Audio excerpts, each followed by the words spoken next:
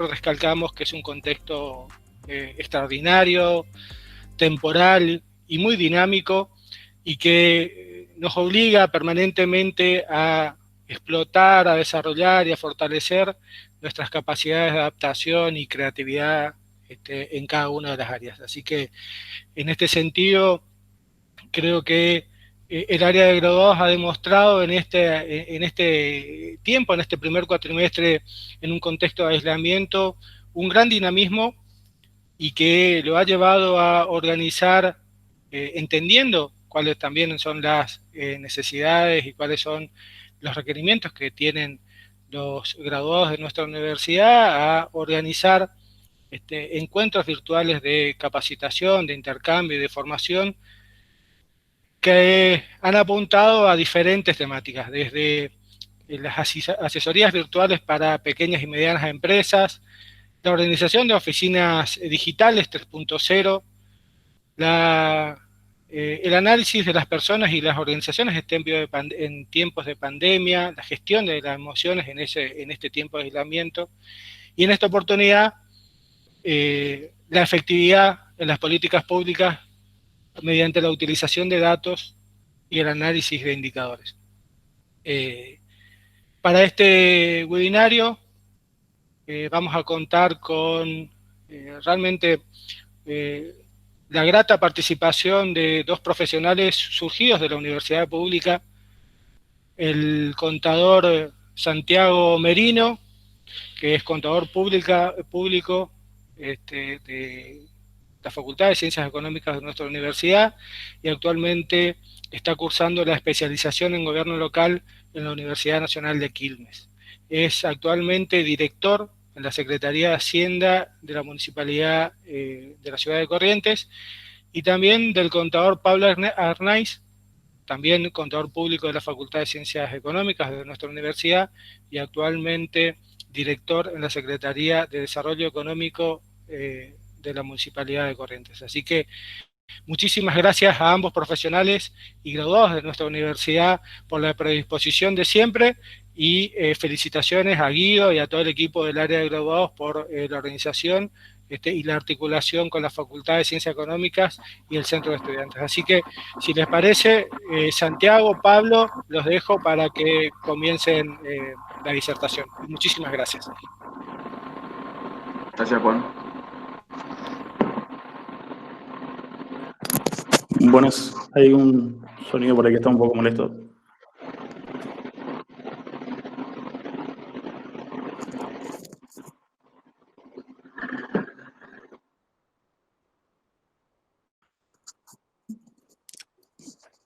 Buenos días, ¿se escucha?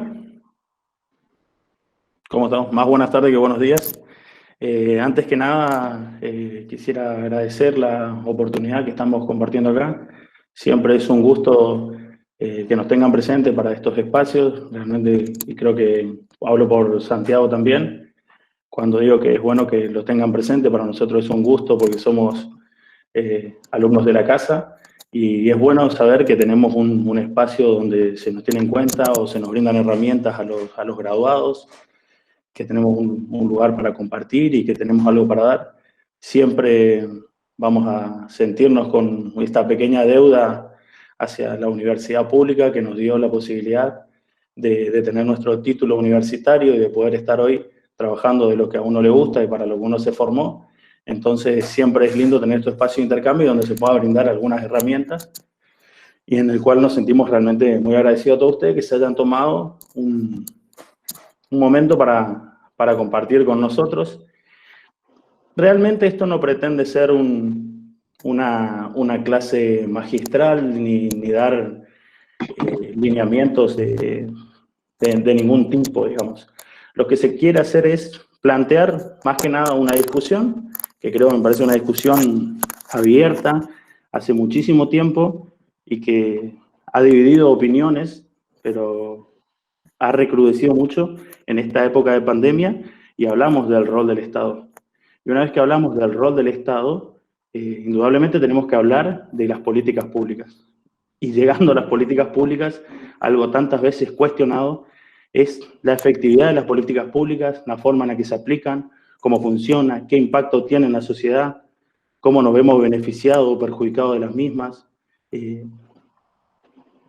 no solo eso, sino otro punto importante, el cual también pretendemos abordar desde este pequeño espacio, es la transparencia. La transparencia en el uso de los recursos y en el uso de la institución pública en general, desde cada uno de sus componentes. Por ahí, a modo introductorio, uno siempre en una charla de café o entre amigos, si nos preguntamos cómo lo vemos al Estado, en general no tenemos la visión de que el Estado es lo más eficiente o lo más productivo o todo lo que puede ser, escapando por ahí de la discusión del tamaño del Estado, de qué peso debe tener, cuán grande debe ser o no, que es una discusión que vuelve a recrudecer en esta época, sobre todo viendo la fuerza que tiene la presencia del Estado en los distintos lugares con la pandemia que nos aqueja hoy en día. Digamos, hay estados que han tomado roles fundamentales, para bien o para mal, en la manera de manejarse y en la manera de marcar la cancha y ver cómo tenemos que salir adelante de esta situación, que realmente es algo nuevo y algo que realmente no sabemos cómo salir, la estamos viviendo, estamos aprendiendo todos juntos, pero entre tantas cosas negativas nos da un elemento positivo, o por lo menos yo intento rescatar siempre algo positivo, y es que nos dio este impulso necesario para amigarnos con la tecnología.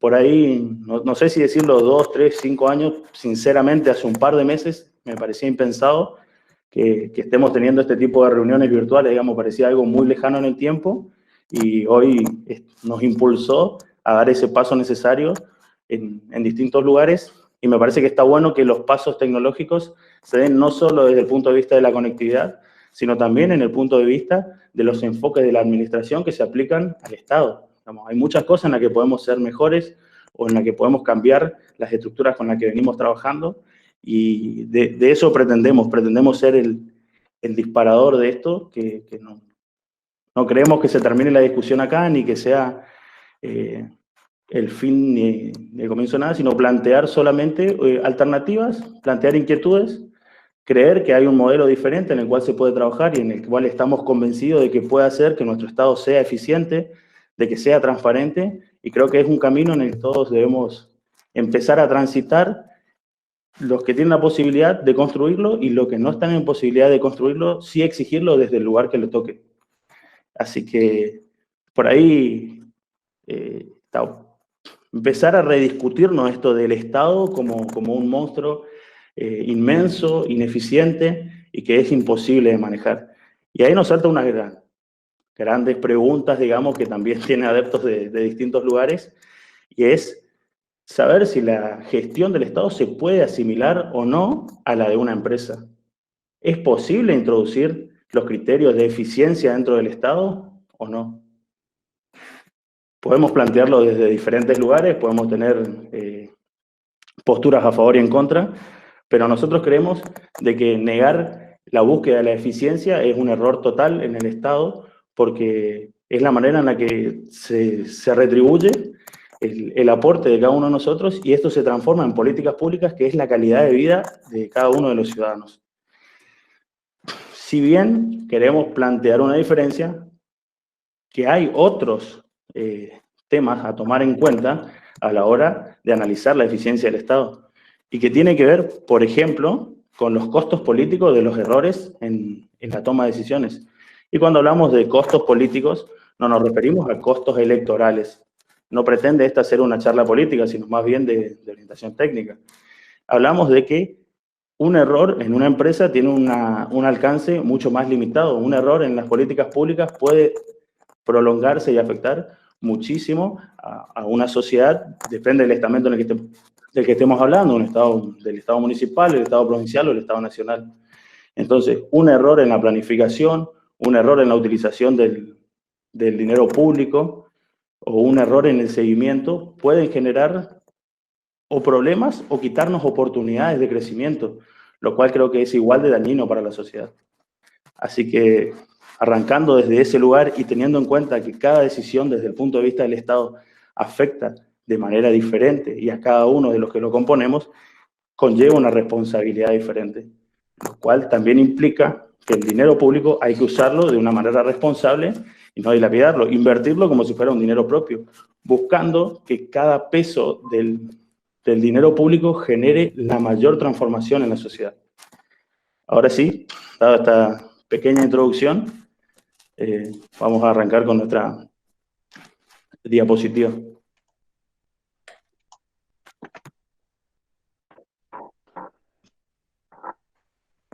¿Se ve bien ahí? Sí, no sé el resto cómo está. Sí, perfecto.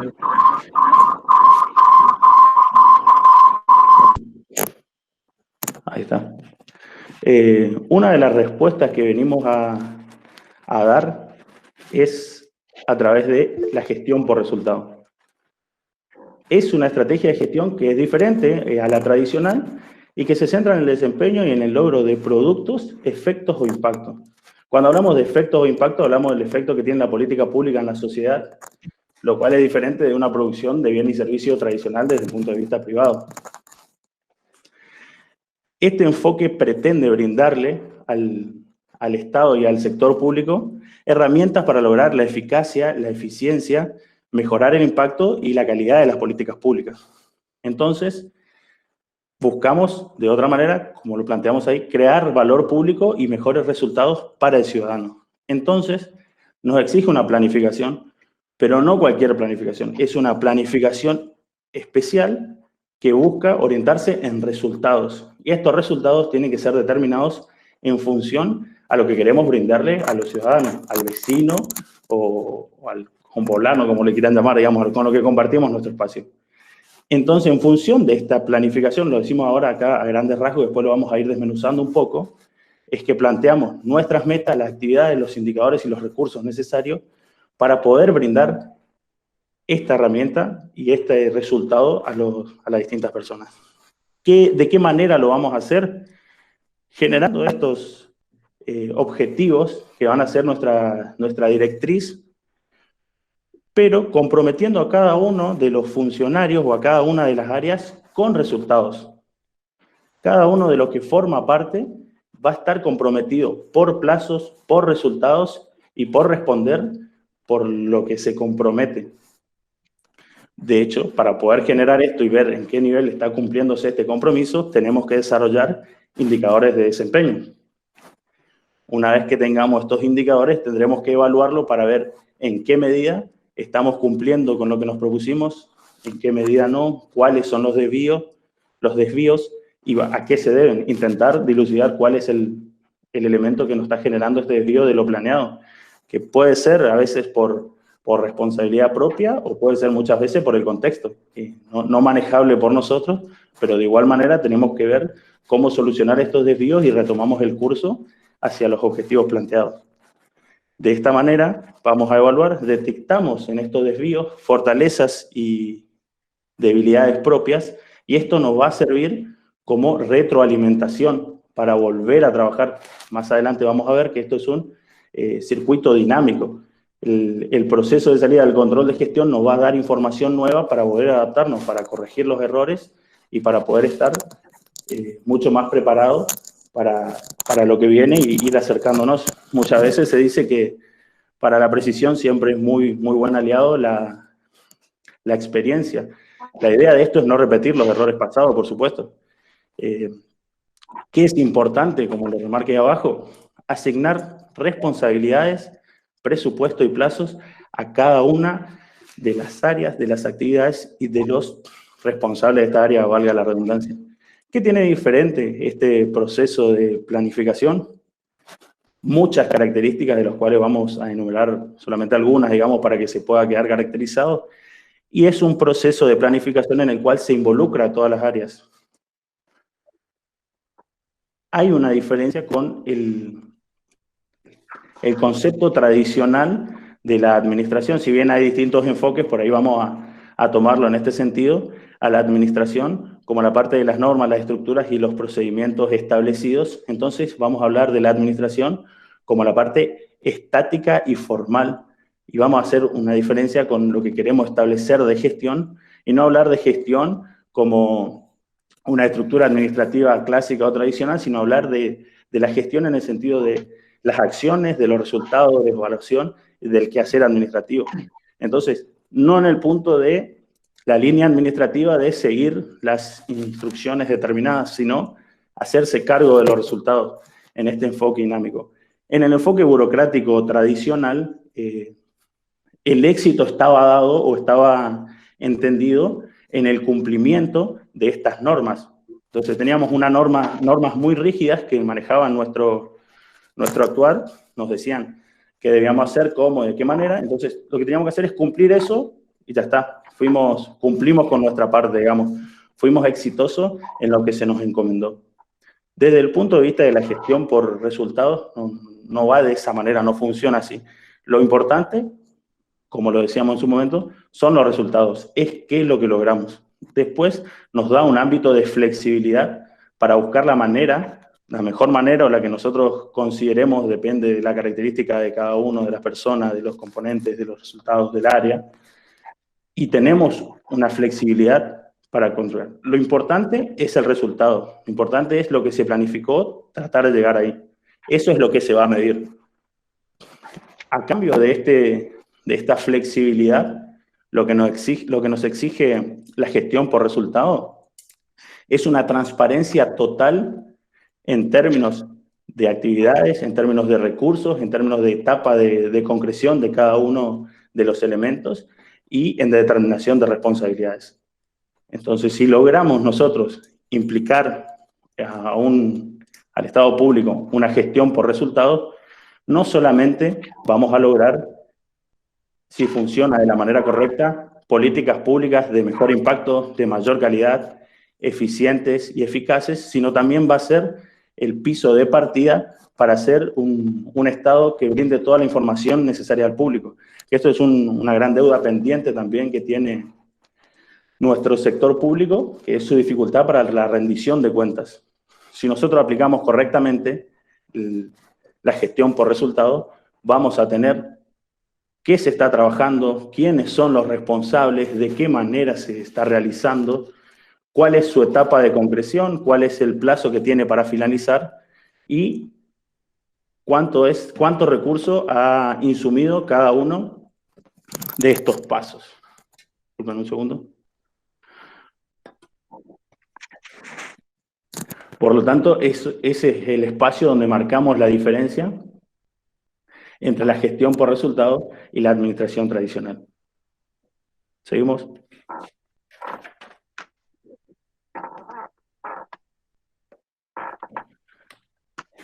Estos son los componentes de lo que se llama la mejora continua. La idea no es hacer una profundidad fuerte técnica, sino que se comprenda de qué manera funciona la lógica del enfoque de mejora continua dentro de la gestión por resultados.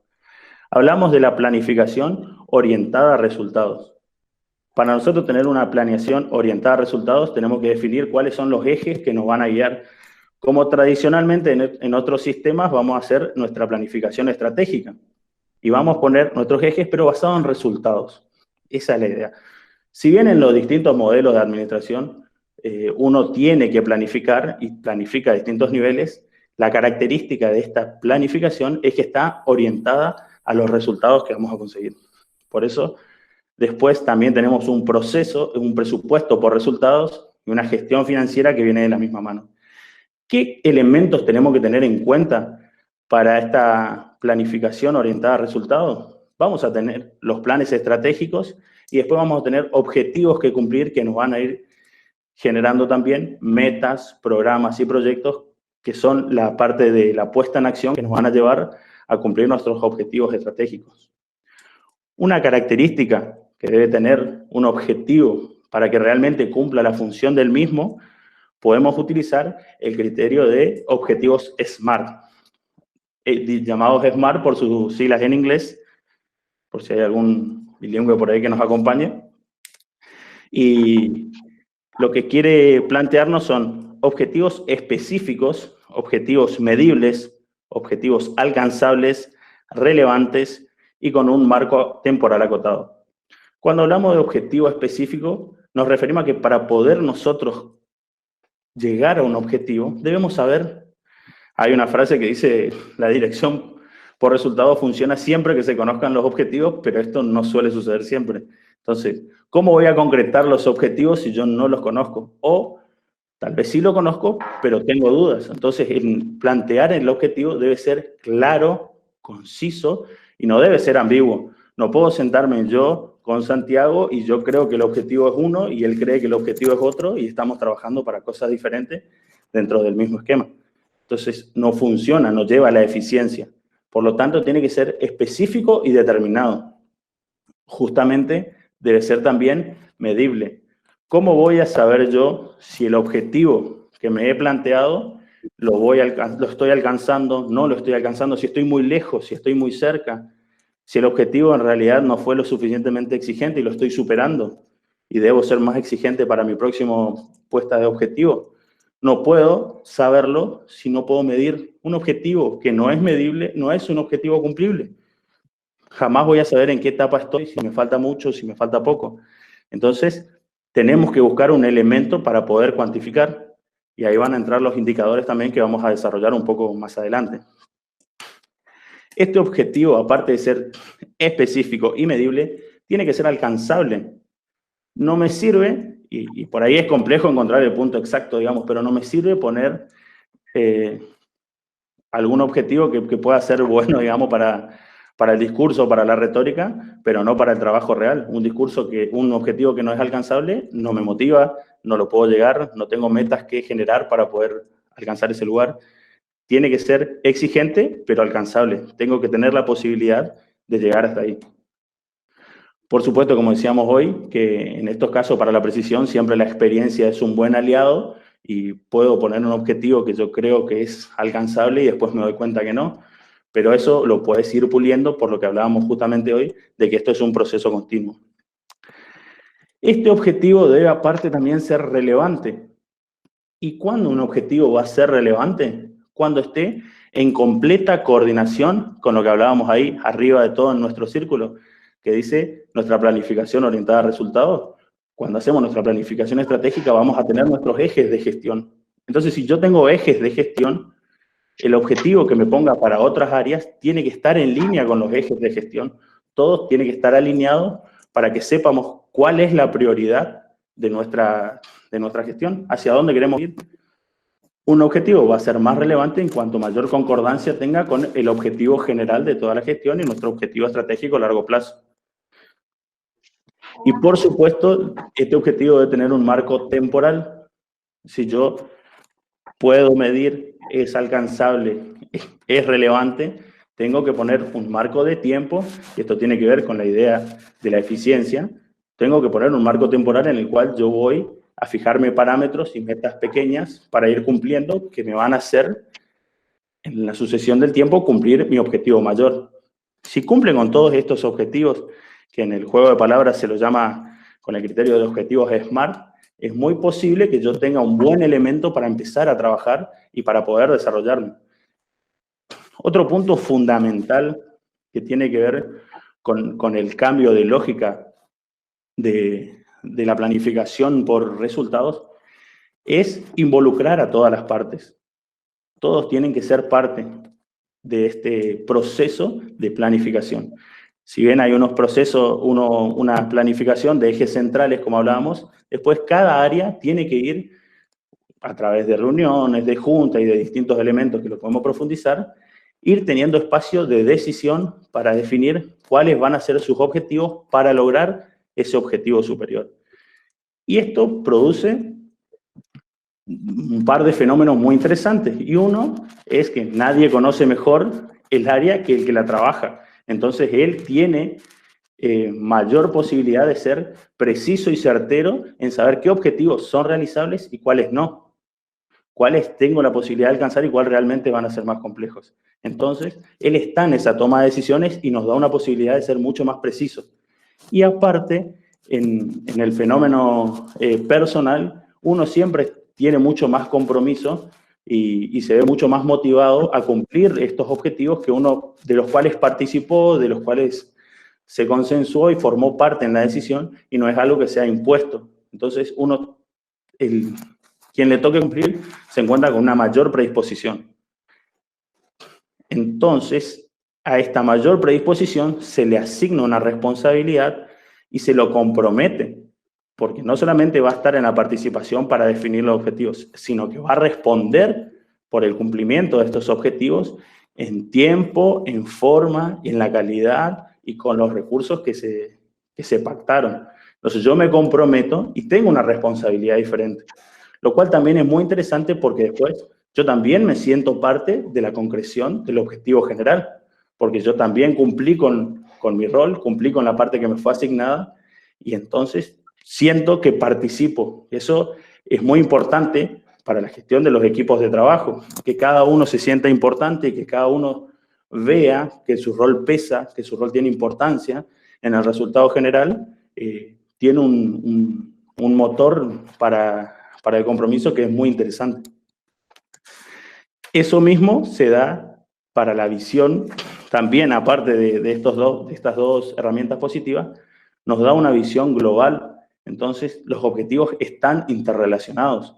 Hay objetivos que van a estar entrelazados entre áreas que son compatibles o a veces no, pero determinados objetivos pueden juntar áreas que aparentemente no están relacionadas, pero ante determinados proyectos pueden compatibilizar y pueden tener una visión diferente, porque uno realmente, si no sale de su realidad estanca, no tiene la visión general de la organización. Entonces es mucho más complejo. Nos quedamos con solamente un segmento, pero bueno, ya vamos a profundizar esto un poco más adelante. Cuando hablamos de los presupuestos por resultados, vamos a hacer una pequeña introducción al respecto, por si hay alguien que no maneja el tema. Los presupuestos son los documentos que en el sector público nos habilitan a los recursos para poder ser ejecutados. Uno no puede, ningún área puede gastar algo que no haya sido autorizado por este documento y este guía ruta que es el presupuesto. El presupuesto se discute con anterioridad, luego se aprueba y luego se asigna. Bueno, tiene una particularidad la gestión por resultado y que tiene que ver con la asignación de los presupuestos. ¿Qué se hace? Se hacen asignaciones por planes, por proyectos o por programas y se hace una jerarquización, no solo de este más importante o esto es menos importante, me alcanza la plata para esto y no para lo otro, porque eso es una medición intuitiva. Lo que se necesita hacer es un análisis un poco más profundo y tener en cuenta, por ejemplo, la prioridad del tema. Este tema que viene trabajado en determinado proyecto o determinado programa, ¿qué nivel de prioridad tiene en los objetivos generales que nos hemos trazado como gestión? ¿Es de los temas prioritarios? ¿Es de los temas secundarios? ¿O qué nivel ocupa? Después de analizar eso, también tenemos que analizar qué nivel de prioridad tiene dentro del área que lo promueve. ¿Es el programa principal de esta área? ¿Es uno de los principales? ¿Es el más importante o no? Eso también juega un rol para poder nosotros decidir cómo trabajar. Por supuesto, ¿qué impacto va a tener? O sea, no solo nos importa si tiene que ver con nuestro objetivo principal o no y de qué manera, sino que si vamos a desarrollar un proyecto, si vamos a desarrollar un programa y estamos hablando de políticas públicas, es importante el impacto que va a tener en la sociedad y la calidad. Esto es fundamental de tener en cuenta. Por supuesto, también el costo del proyecto y que nosotros tengamos la posibilidad de financiarlo. La fecha de finalización, cuánto es su extensión temporal, también es un factor que debemos tener en cuenta. Y, por supuesto, su evaluabilidad, como ya lo veníamos hablando, en el mismo rango que los demás objetivos. Si no lo puedo evaluar, si no lo puedo saber, no voy a poder realizar todas las otras cosas. Teniendo en cuenta todas estas cosas que acabamos de nombrar, se genera una jerarquía de presupuestos, una jerarquía de programas, y de proyectos en los cuales se establecen orden de prioridades, a los cuales se le va a asignar el presupuesto en base a la disponibilidad. Pero va a haber una línea de prioritarios y una línea o de secundarios o de descartados. Esto en la parte de planificación, la parte de presupuesto también tiene que ver con la planificación. Y después tenemos la parte de gestión, tanto la gestión financiera que tiene que ver con el control de la asignación de este presupuesto y su utilización de la manera que fue pautado, como la gestión del programa y del proyecto. tiene que ver con seguimientos, con monitoreo, con evaluación, como lo planteé ahí en el último sector. Toda esta parte tiene que ser monitoreada y evaluada, y este sector, todo este círculo, nos va a dar como resultado insumos para volver a planificar, para volver a iniciar de nuevo todo este circuito, y nosotros aprendiendo de los errores que lo tenemos ahí. ¿Por qué? Porque lo monitoreamos, porque lo evaluamos y porque determinamos si fue nuestro error, si es una consecuencia del contexto, si debemos adaptarnos a este contexto, cómo lo hacemos. Esto nos va a hacer que nuestra próxima planificación, si lo hacemos de manera correcta, sea más eficiente que la anterior. Entonces entramos en un proceso de mejora continua de la gestión, lo cual es muy interesante si logramos hacerlo de la manera realmente efectiva. Siguiente. Como veníamos hablando, ahí tenemos las herramientas ahí tenemos las herramientas, y una es la planificación, el otro es el seguimiento de gestión, el otro es el monitoreo y la evaluación. El monitoreo y la evaluación lo dejamos para más adelante. Después el proceso de retroalimentación fue como lo acabamos de explicar.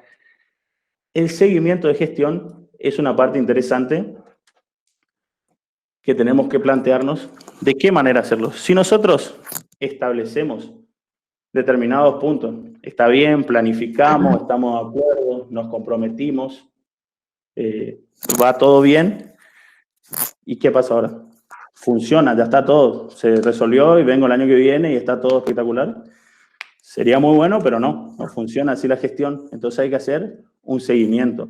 Este seguimiento lo que nos implica es estar todo el tiempo determinando en qué etapa está, cómo evoluciona, cuáles son los problemas, de qué manera, por qué sí, por qué no, cuál es el resultado. Y por ahí hay elementos o herramientas que son, en principio, parecieran simples, pero realmente son muy efectivas y por ahí no se realizan en la administración pública de manera tan recurrente.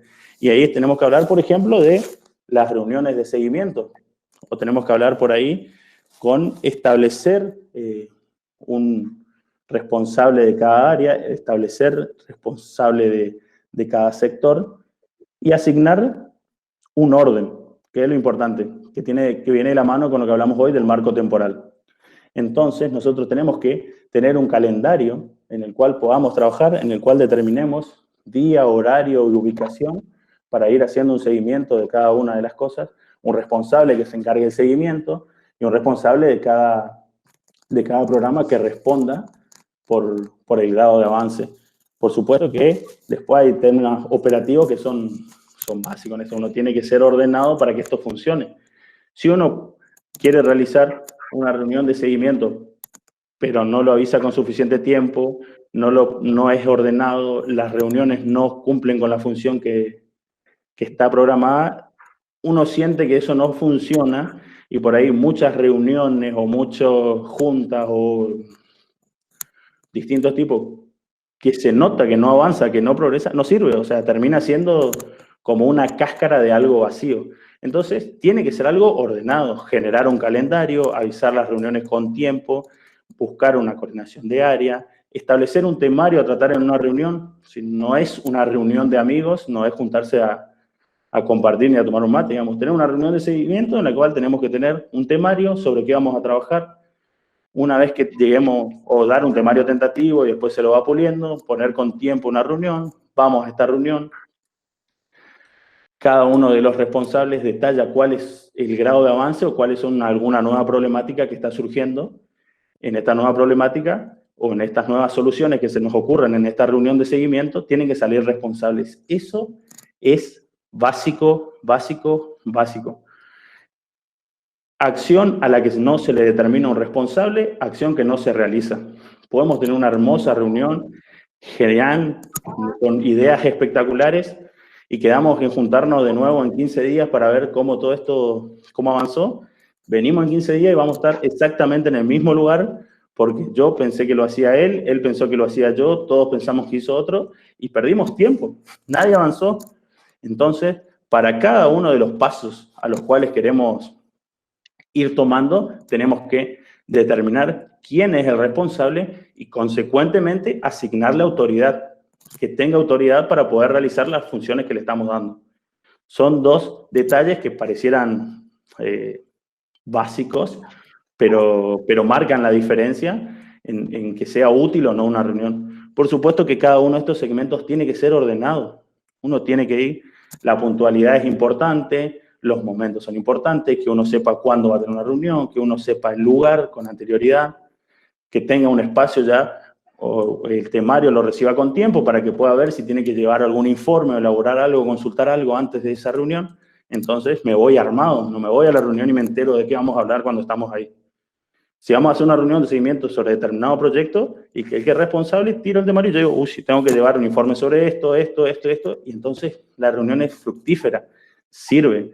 Una vez que termina esta reunión, salen nuevos compromisos. Entonces lo que hay que hacer es hacer una agenda de compromisos. Terminamos y yo me comprometí a gestionar determinada cosa, Santiago se comprometió a conseguir otras cosas, Guido se comprometió a averiguar cómo está determinada temática. Todo eso debe estar planteado y debe ser comunicado a todos los miembros. Todos tenemos que saber quién tiene la responsabilidad. Y asimismo, cuando iniciemos la próxima reunión, siguiendo todos los recaudos que planteamos recién, cuando asumimos la próxima reunión, al que asumió los compromisos, que todos tienen que ser compromisos con alguna fecha de vencimiento, digamos, no averiguaré en algún momento, sino determinada gestión, tal el plazo de vencimiento, tal el plazo de información. Entonces, en el siguiente vez se hace un repaso de todos los compromisos y todos están al tanto de quién cumplió sus compromisos, quién no, de qué manera y cómo.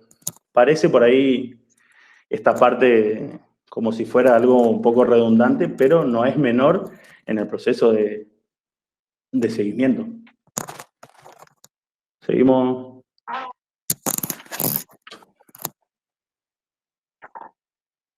Bueno, y ahí es lo que hablábamos hoy, si bien hablamos de la planificación, hablamos de un proceso continuo. Y en este proceso continuo, como lo veníamos explicando, ordenamiento y priorización de los cursos de acción, con todas las pautas que hemos descrito anteriormente, asignación de la responsabilidad y los recursos, como decíamos hoy, la responsabilidad, la autoridad y los recursos, porque con responsabilidad solamente, por ahí hay cosas que no podemos solucionar. O sea que hay que asignar los recursos o el personal necesario para terminar esa acción.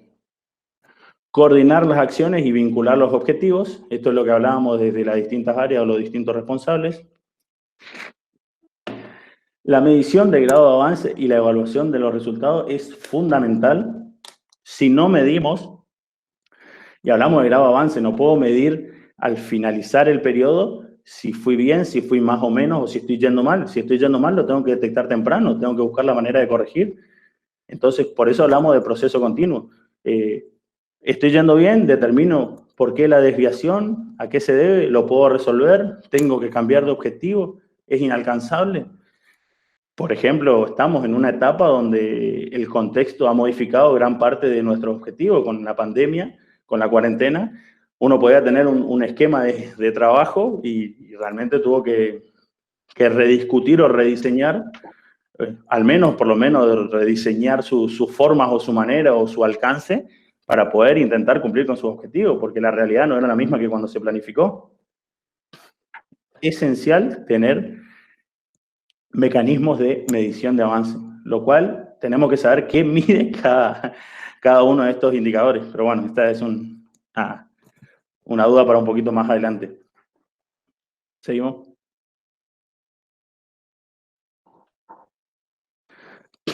Acá tenemos, como hablábamos hoy, los niveles de planificación.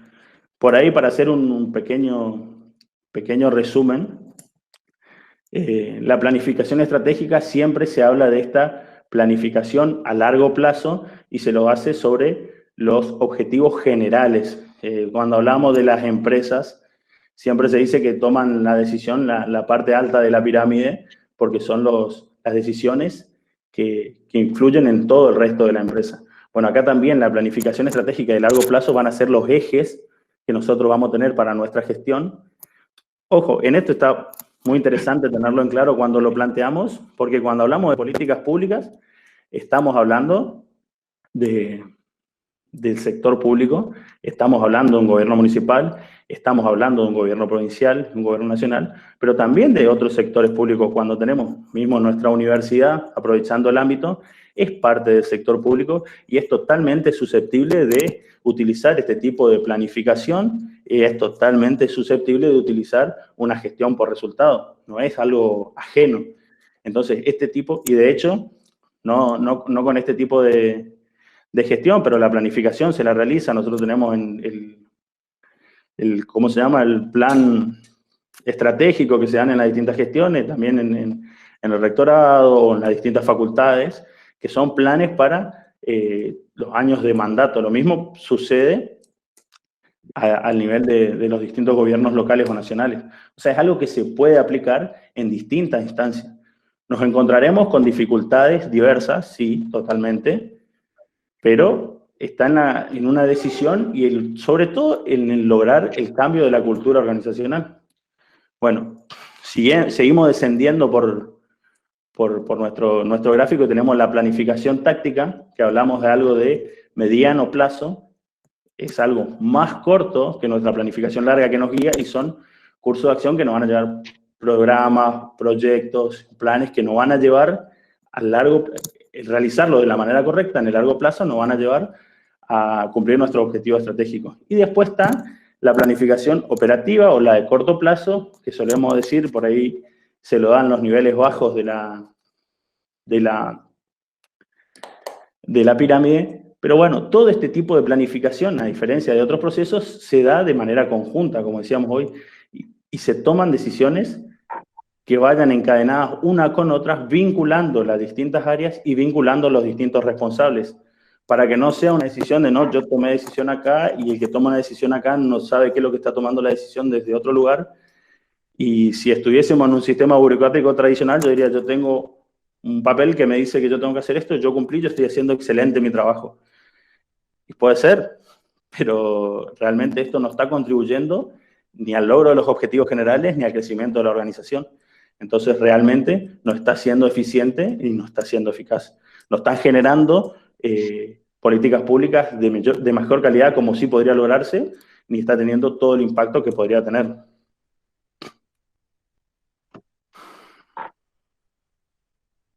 ¿Seguimos?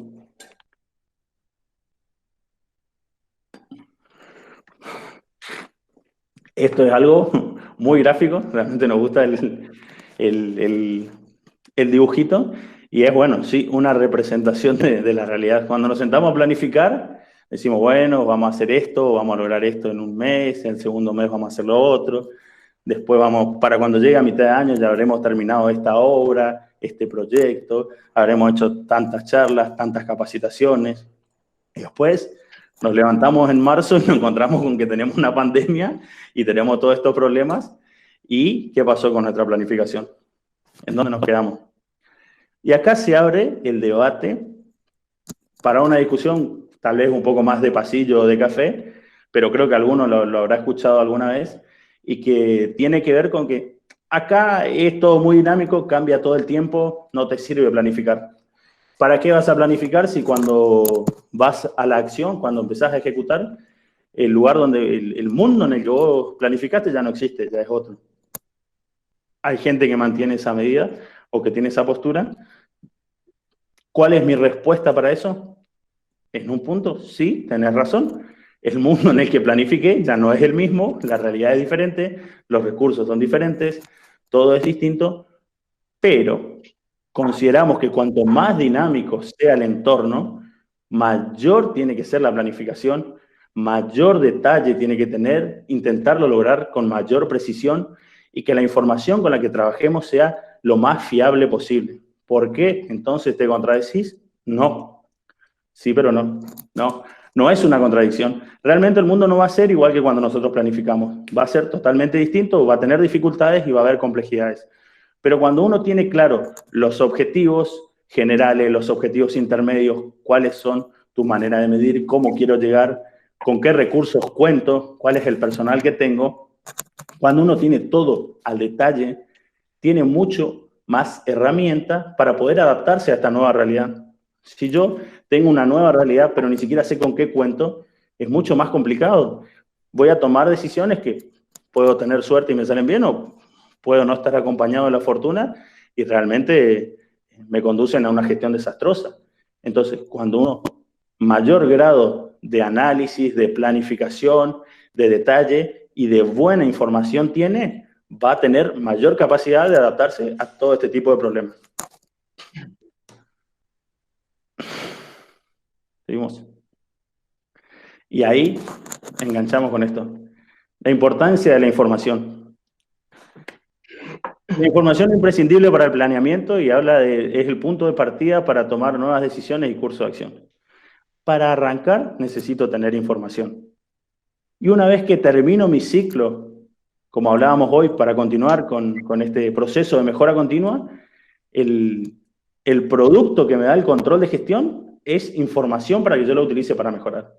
Si la información es mala, y la información puede ser mala o deficiente por muchos motivos. Si la información es mala, yo voy a tomar decisión en base a una mala información. Entonces, es muy difícil que no sea lo suficientemente sólido ni mis objetivos, ni mi planificación.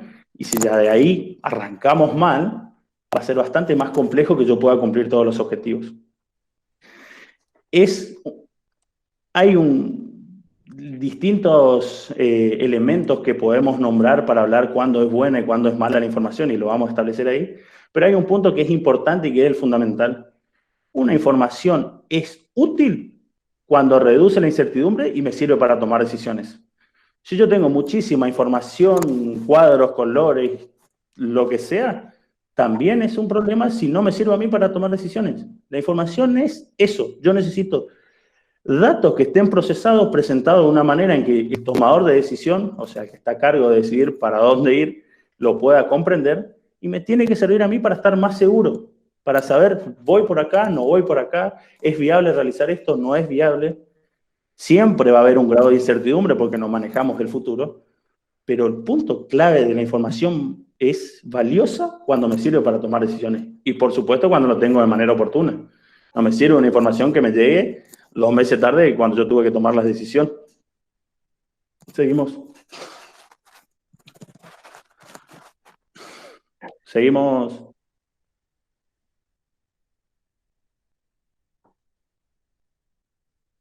Una menos. Estaba complicada la comunicación con el pasador de página. Ahí hablamos en el proceso decisorio. Cuando hablamos del proceso decisorio, está hablando de esto, de cuando tenemos que estar en una disyuntiva, en un posible curso de acción, hay que evaluar los efectos esperados. Seleccionar un curso de acción. Seleccionar un curso de acción es esto, tomar una decisión. O sea, tiene un nombre especial, digamos, pero me estoy en un problema y tengo que tomar una decisión. Seleccionar un curso de acción es, ¿qué voy a hacer? ¿Tengo un problema acá? ¿Qué voy a hacer? ¿Para dónde voy? ¿Cómo lo resuelvo? Y por supuesto que tenemos que evaluar, antes de tomar una decisión, cuáles van a ser los efectos. Los efectos esperados, en el sentido positivo, digamos, que yo espero que resuelva este problema, en qué medida, y qué posible efecto adverso trae. Y tengo que también comparar eso. Si es más lo que me empeora que lo que me ayuda, no es una buena decisión. Son todo análisis que hay que realizar al momento de tomar. ¿Y cómo tomo una decisión o qué me va a ayudar? Una buena información. Cuando la información sea mejor, yo voy a estar más apto en tomar una buena decisión, conociendo cuáles van a ser los efectos. Entonces, tomando esta buena información, evalúo los posibles cursos de acción, tomo una decisión, actúo con esto que definí, y por supuesto, para hablar del proceso decisorio, que también es un proceso que se retroalimenta, tengo que evaluar esto. Tengo que ver, ¿era realmente como yo dije? ¿Tomé la decisión correcta? Pero no solo tomé la decisión correcta de si resolvió el problema. ¿Resolvió el problema de la manera que yo pensaba? ¿Resolvió todo el problema? ¿En qué parte? ¿Hasta qué punto? ¿Cuáles fueron los efectos secundarios? ¿Cuáles fueron los efectos adversos? ¿Fueron pocos? ¿Fueron muchos? ¿Cuál es la cuantía? Entonces hay que tomar todo eso y comparar los resultados que yo planeé con lo que realmente ocurrieron. Es posible que haya desviaciones, pero Lo ideal sería que sean los menos posibles. Y si no, tenemos que rever nuestro proceso de toma de decisiones, rever nuestra manera de evaluar los efectos, rever nuestra manera de generar una provisión de información oportuna, rever el criterio del tomador de decisiones. En cualquiera de esos aspectos puede fallar la toma de decisión. Siguiente, por favor.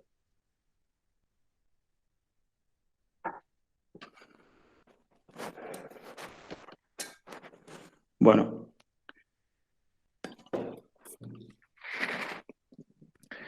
Y ahí hablamos otra vez de cómo generar otra información. El análisis y el control de la gestión.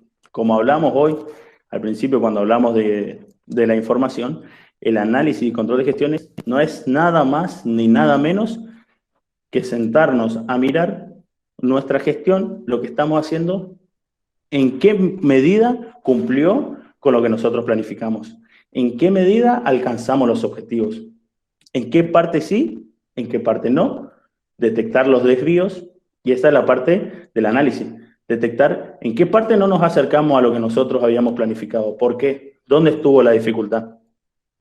Este análisis y este control, que nos puede dar, como están las manitos ahí, positivo o negativo, siempre es bueno saberlo. Por más que sea algo malo, si nosotros no nos sinceramos con la información, vamos a volver a cometer los mismos errores. Entonces, cuando las cosas son malas, hay que saberlo, hay que mostrarlo, hay que hacer el informe y hay que trabajar en consecuencia. Esconder los resultados no nos sirve para nada. Esto nos va a brindar nueva información que va a ser insumo para nuestro proceso de mejora continua. Y en esto tiene un rol importante la contabilidad, porque la contabilidad es parte del sistema de información, la captación y el procesamiento. Todo esto, entre otras cosas, nos genera, nos produce o nos brinda la contabilidad. Si nosotros no adaptamos este sistema para que nos dé información que nos sirva, y cuando hablo de información que nos sirva, me refiero a información útil para la toma de decisiones y de manera oportuna. Si nosotros tenemos información 3 meses después, no nos sirve. Si yo ya tuve que planificar, tuve que trabajar todo, un hermoso informe en una carpeta que lo tenemos que guardar porque no tiene ninguna utilidad. Estará muy bueno, estará muy lindo, pero no nos sirve para nada. Y si nos da información que no es relevante para mí, para la toma de decisión, en lo que a mí respecta, en mi área, en mi programa, en mi plan, en mi funcionamiento, tampoco está bien. No digo que el sistema no la genere, pero yo necesito que de cierta manera genere información que para mí sea importante y a mí me sirva para tomar decisiones. Si esto no está sucediendo, tenemos que ajustar el sistema de información.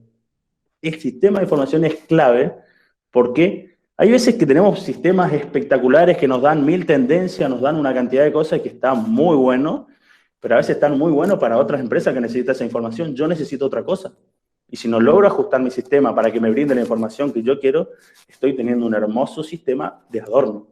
Entonces tenemos que buscar la manera de que este sistema se configure, se trabaje y me dé información que yo necesito para tomar decisiones. No más, no menos. La sobreinformación también es un problema.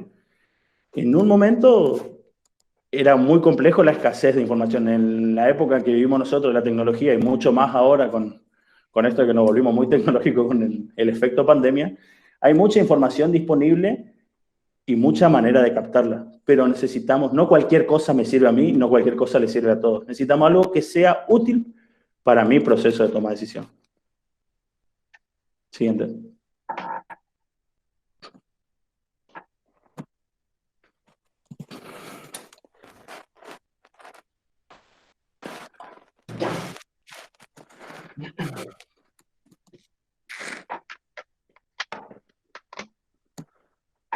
Ahí está. Bueno, este otro gráfico que nos pareció, la verdad, bastante ilustrativo y que tiene que ver con lo que veníamos hablando. Y podemos ilustrar varias cosas. Para tomar buenas decisiones hay que tener buena información y es lo que acabamos de plantear. Y lo planteamos en base al sistema de información, pero también lo tenemos que plantear en base a los productores de información, que son los miembros de cada uno de los equipos de trabajo en cada una de las áreas, independientemente de su ubicación en la organización. Cuando, por más que parezca muy chistoso el análisis ese de los que ven solo una parte y entonces tienen una visión totalmente desdibujada de la realidad, pasa, y pasa muchísimo.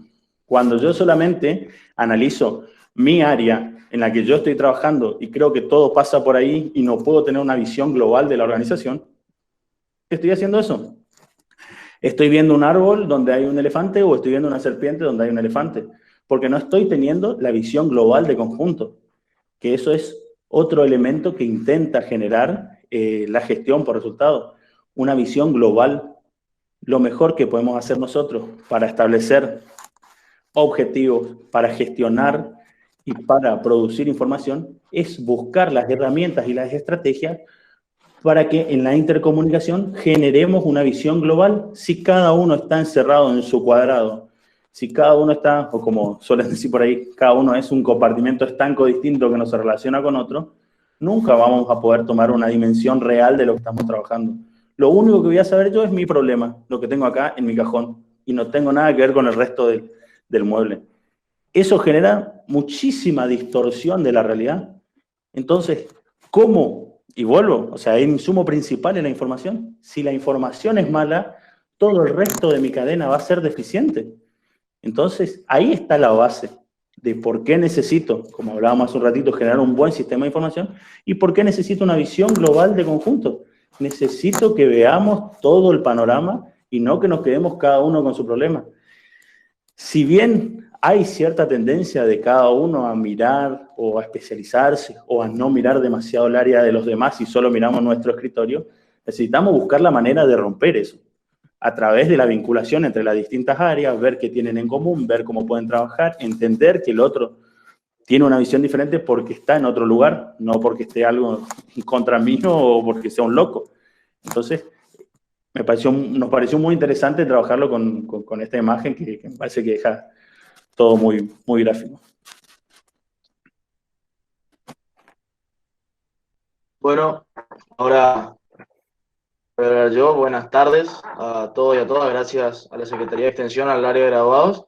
Y bueno, por ahí continuando un poquito con lo que hablaba Pablo de la información y sobre todo en esta época, en estos meses, ya desde marzo que estamos en pandemia, todavía muchos encerrados, no hay mucha certeza de lo que va a ocurrir porque es algo nuevo.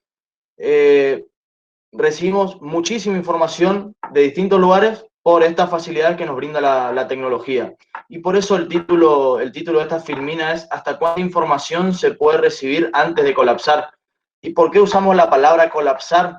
Porque llega un momento, y sobre todo para los que les toca tomar las decisiones más importantes en las distintas organizaciones, y es que ya sea el sector público o el sector privado, en organizaciones no gubernamentales, la universidad, la organización que ustedes se quieran imaginar o la organización que a ustedes se les ocurra, cuando tenemos demasiada información, se hace difícil también tomar decisiones. Y ahí vemos en este gráfico la cantidad de información en un eje, y bueno, y qué cantidad de información una persona puede consumir, una persona puede recibir.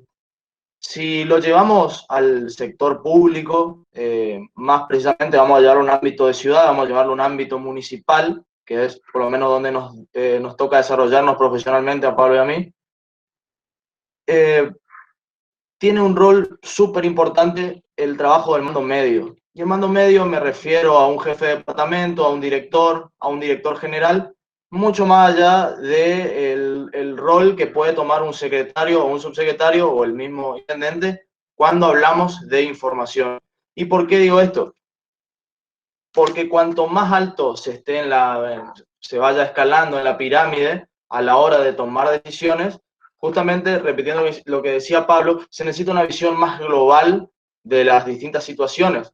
Por lo tanto, se tienen que ir realizando filtros a medida que se va avanzando en la pirámide para que la información que se tome sea realmente en base al tema importante, al tema urgente y al tema que pueda hacer que nuestro objetivo estratégico, que alguno de nuestros ejes estratégicos se cumpla. ¿Qué es lo importante? Para eso estuvimos realizando el trabajo de planificación anteriormente. Y poniendo de ejemplo la situación actual, que estamos con problemas de salud, bueno, ¿cuál sería la información importante que necesitan recibir un jefe de gabinete, un intendente, un gobernador, un presidente? Bueno, y es sobre todo cuestiones sanitarias. Por ahí no tanto cuestiones de turismo, por ahí no tanto cuestiones de tránsito, en este caso, por ejemplo, que no hay tanta movilidad de gente en las calles. Entonces, ese trabajo de ir filtrando la información, de ir puliendo qué es lo que hay que llevar hacia quienes dirigen las distintas organizaciones, es un trabajo importante que hay que cumplirlo para justamente evitar este exceso de información. Eso cuando hablamos de la organización hacia adentro, que es lo que nos interesa a nosotros, pero también es aplicable de las organizaciones hacia afuera, hacia los vecinos. Y es explicar cómo se vienen llevando adelante las distintas políticas públicas con datos que realmente sean de interés para la sociedad. Por lo tanto, como decía también Pablo, estos datos tienen que ser procesados y cuando, como se dice vulgarmente, cuando salen del horno, que se convierta en información útil, no solamente para tomar decisiones hacia adentro de la organización, sino también para la publicidad de los actos de gobierno, para la transparencia, bueno, todo lo que sabemos, lo que estamos acá, que más allá de cualquier color político, es algo que todavía está costando, si bien se mejoró muchísimo en ese aspecto, está costando por ahí un poco mostrar. Existen 4 criterios básicos, el último no salió, bueno, 4 criterios básicos para mejorar la forma en que los gobiernos utilizan sus datos. Estos son datos tomados de la revista Forbes. Uno es la importancia, lo que decía hoy, bueno, mostrar realmente los datos importantes y que sean útiles para la toma de decisiones. El segundo criterio es la no redundancia. Hay que tratar de filtrar lo mejor posible la información para que en un informe, sobre todo cuando sea para la toma de decisiones en los altos niveles de la pirámide organizacional, no se generen cuellos de botella o no se generen problemas a la hora de poder analizar estos datos, de poder analizar la información. El tercer punto es que tenemos que tener fuentes de datos creíbles y dinámicas. Sabemos que hay muchísimas, también esto es una de las desventajas de la tecnología, muchísimas fuentes de datos que son falsas, las famosas fake news que desde hace un par de años que vienen ocupando gran parte de la vida política de las organizaciones. Y bueno, y también eso en cuanto a fuentes creíbles y en cuanto a fuentes dinámicas, es que con el contexto cambiante que tenemos, las fuentes de datos tienen que estar actualizándose constantemente. O sea, y eso tenemos que saber usar la tecnología para que nuestra decisión no quede en el tiempo y como bien dijo Pablo hoy, información o datos 3 meses después de que tuve que tomar la decisión, lamentablemente no sirven y no solamente nos hace gastar recursos financieros, sino también tiempo, trabajo y enfocarnos en algunas cuestiones que por ahí ya no son tan importantes y oportunas y dejar de lado otras cuestiones que sí. Bueno, y el cuarto criterio es el procesamiento. El procesamiento viene de la mano con la no redundancia, porque tampoco sirven datos en el aire, no podemos utilizar datos aislados y fuera de contexto, porque también pueden llevar a que no tomemos decisiones de la forma correcta, no tomemos decisiones eficientes. Y ahora voy a ahondar un poquito más en esta cuestión cuando hablemos del análisis de los indicadores. Bueno, ¿por qué se necesita un diagnóstico rápido? Y esto es muy importante, son puntos que los establece el Banco Interamericano de Desarrollo, que es quien por ahí tiene un análisis sobre este tipo de gestión hacia los distintos gobiernos y más precisamente aplicado a los gobiernos subnacionales. Bueno, entonces, ¿por qué necesitamos nosotros un diagnóstico rápido? ¿Por qué no podemos estancarnos analizando? Y esto también se habla, es muy importante para las gestiones nuevas, no solamente la gestión pública, pero también en la gestión privada, cuando asume un nuevo gerente, un nuevo presidente de una empresa, un nuevo directorio, se necesita realizar un diagnóstico para ver hablando mal y pronto, dónde estamos parados. Si nosotros no sabemos dónde estamos parados, se hace muy complicado y muy difícil poder avanzar en los distintos procesos que hoy plantea Pablo, en la planificación, por resultados, en el presupuesto, en el seguimiento, la evaluación y después, obviamente, en el control y en la retroalimentación de toda esta información. El primer punto, y muy importante, es que las ciudades constituyen sistemas complejos y dinámicos y obviamente comprenden muchísimos componentes que interactúan entre sí. En una ciudad tenemos transporte, tenemos tránsito, tenemos cuestiones ambientales, la basura, el barrido, alumbrado, enripiado de calles, bacheos, asfalto, cloacas, lo que ustedes se imaginen que puede pasar en una ciudad cuando cada uno sale a la calle y analiza por ahí muchas veces la gestión de las ciudades en cuanto a esos servicios básicos. Si nosotros queremos entender las distintas problemáticas de estos sistemas complejos, vamos a tener que analizar la mayor cantidad posible de esos componentes. En base a eso vamos a tener un diagnóstico más global, más general, y en base a eso, bueno, vamos a definir, listo, vamos a hacer una ciudad, queremos una ciudad sustentable, queremos una ciudad de oportunidades, etcétera, de acuerdo al objetivo que tenga la gestión entrante. ¿Qué pasa?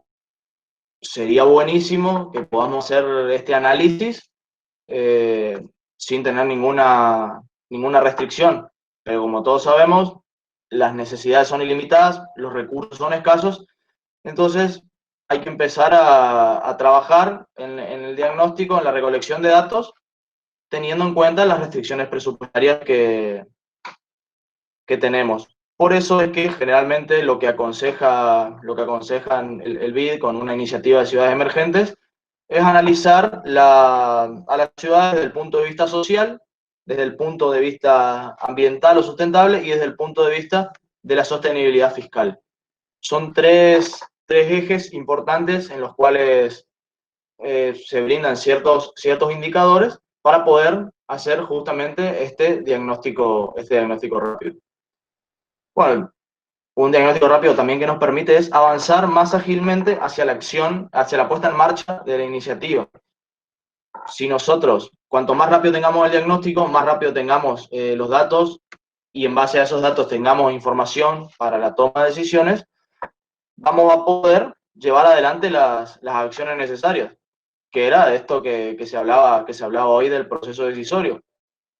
Una vez que tengamos esta información, vamos a evaluar su acción, evaluar los efectos y ya los vamos a poner en marcha. Cuanto más rápido tengamos un diagnóstico de dónde estamos parados, más ágilmente, más rápido vamos a poder poner en marcha esta iniciativa. Y en base a eso, bueno, ver qué soluciones innovadoras podemos aplicar para poder lograr esta gestión eficiente. Y es importante destacar que muchas veces el objetivo puede cumplirse, pero no de la forma que nosotros queríamos o no de la forma más eficiente. Y eso es algo clave en la gestión por resultados y por eso la cuestión presupuestaria tiene que ir de la mano con la gestión propiamente dicha para poder evaluar si realmente se usaron los recursos necesarios, si se usó menos, por qué se presupuestó mal, o si se usó más, ver qué pasó para poder cuando realizamos la retroalimentación, ver dónde estuvo el error para mejorarlo para el siguiente año. Y algo muy importante también, y el último motivo de por qué se necesita un diagnóstico rápido, es que favorece la continuidad gubernamental. No me refiero a la continuidad gubernamental de la reelección de algún partido o de algún gobernante, sino me refiero a la continuidad gubernamental en cuanto a las políticas públicas.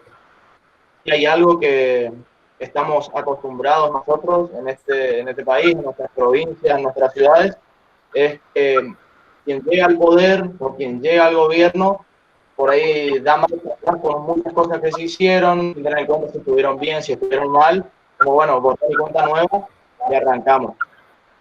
lo ideal sería que trabajando desde este lugar, una gestión por resultados, teniendo indicadores reales, verídicos, que nos permitan tomar decisiones, es que realmente se continúe con las políticas públicas llevadas adelante. Por ahí existen muchos estudios o análisis que son excelentes, pero que no se pueden llevar adelante, no se pueden cumplir, porque la verdad es que no están relacionados con soluciones concretas. Y por ahí acá está un error que por ahí cometemos muchos, inclusive muchos nosotros como ciudadanos, de querer compararnos, por ejemplo, ciudades del nordeste como Formosa, Posadas, Resistencia, Corrientes, querer compararnos con Ciudad Autónoma de Buenos Aires, con La Plata, con Córdoba Capital, con Rosario, cuando la realidad es completamente distinta, cuando la cultura es completamente distinta, cuando tenemos un nivel presupuestario completamente distinto, una cantidad de habitantes mucho menor. Entonces, por ahí tenemos que también centrarnos en esa cuestión. O sea, este es nuestro diagnóstico, estamos parados acá, pero bueno, a ver, ¿con quién comparamos este indicador que nos resulta? Bueno, eso también es fundamental para quienes realizan este tipo de análisis y para quienes son los encargados de analizar y de elaborar estos indicadores. Es bueno, comparar, por dar un ejemplo, Corrientes, bueno, vamos a comparar la ciudad de Corrientes con Resistencia, Formosa y Posadas, en el cual estamos en la misma zona, tenemos una cultura parecida, tenemos más o menos la misma cantidad de habitantes, presupuestos no tan distintos. Y así, bueno, si queremos avanzar a nivel provincial, a nivel nacional, lo ideal sería, bueno, ver cómo estamos parados en cuanto a Latinoamérica y no compararnos con Suiza a la hora de analizar o de aplicar políticas públicas, porque probablemente realmente nos dé un resultado negativo y también eso influiría a la hora de cumplir nuestros objetivos. Como decía hoy Pablo, los objetivos tienen que ser medibles y en un tiempo correspondiente, entonces por ahí lo mejor es ir cumpliendo objetivos de corto plazo y bueno, y que en base a eso ir avanzando hacia objetivos de mayor calidad y un plazo mayor. Bueno, hoy Pablo habló de la planificación, también habló un poco del monitoreo y la evaluación de gestión. No voy a ahondar mucho en esta cuestión, en cuestiones técnicas o teóricas, sino también un poco de ejemplos prácticos para que se entienda mejor cómo funciona.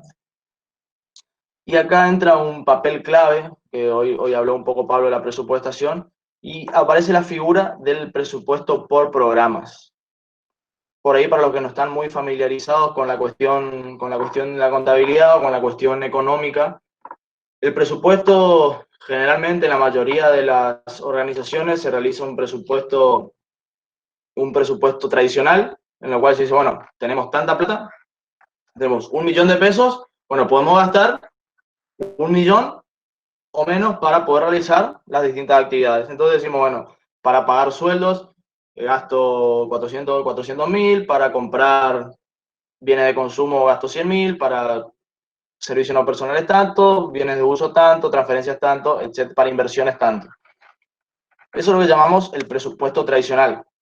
No está mal utilizar el presupuesto tradicional, pero a la hora de hablar de una gestión por resultados, no nos sirve porque la información que nos brinda ese presupuesto tradicional no es suficiente o no está tan detallada para poder tomar decisiones en cuanto a indicadores, en cuanto a objetivos, en cuanto a metas y sobre todo en cuanto a asignar las responsabilidades. Generalmente el presupuesto tradicional siempre cae en la cabeza de los distintos funcionarios, como ser ministros o en caso de las provincias o nación, o los secretarios en caso de la municipalidad, y no se tiene en cuenta la responsabilidad, como había dicho hoy, de los mandos medios a la hora de ejecutar su presupuesto. El presupuesto por programas tiene la particularidad de que va de la mano con los objetivos y los ejes de gestión. También lo importante es que se involucra a todas las áreas y cada uno de los directores, jefes de departamento, directores generales, subsecretarios, secretarios, forman parte de la ejecución de ese presupuesto. y ese presupuesto no solamente lo presentan en términos monetarios, sino que también viene aparejado con metas físicas, si se quiere. Bueno, en un plan de arbolado urbano vamos a necesitar distintos recursos, maquinaria, herramientas, pago de sueldos, combustible, etcétera, etcétera. Pero bueno, a ver, para todo este año yo voy a realizar la plantación de 100 árboles por mes, voy a realizar poda en 3 meses del año, y bueno, y va a ser el responsable de cada ejecución Pablo, por ejemplo. Es sumamente importante eso porque a la hora de evaluar la prioridad de cada uno de los proyectos, se evalúan en una mesa donde están los altos mandos a la hora de hablar en el organigrama, donde tienen que saber, bueno, en qué van a utilizar estos recursos. Ahí también en ese momento se van a evaluar los posibles efectos que conlleve la ejecución de tal o cual proyecto. Y esto es clave a la hora de evaluar o monitorear la gestión.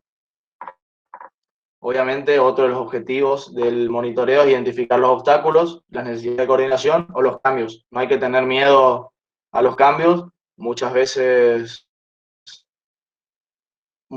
no nos animamos, o en realidad no, en las organizaciones no se acostumbra por ahí a cambiar algunos actores, alguna forma de trabajar, y la verdad es que teniendo nosotros la herramienta de la gestión por resultados, podemos realizar esos cambios con mayor fundamento y sin tantos problemas, porque va a estar justificado, va a estar respaldado por evidencia, y no solamente por cuestiones políticas, por cuestiones de amistad o la cuestión que se le ocurra.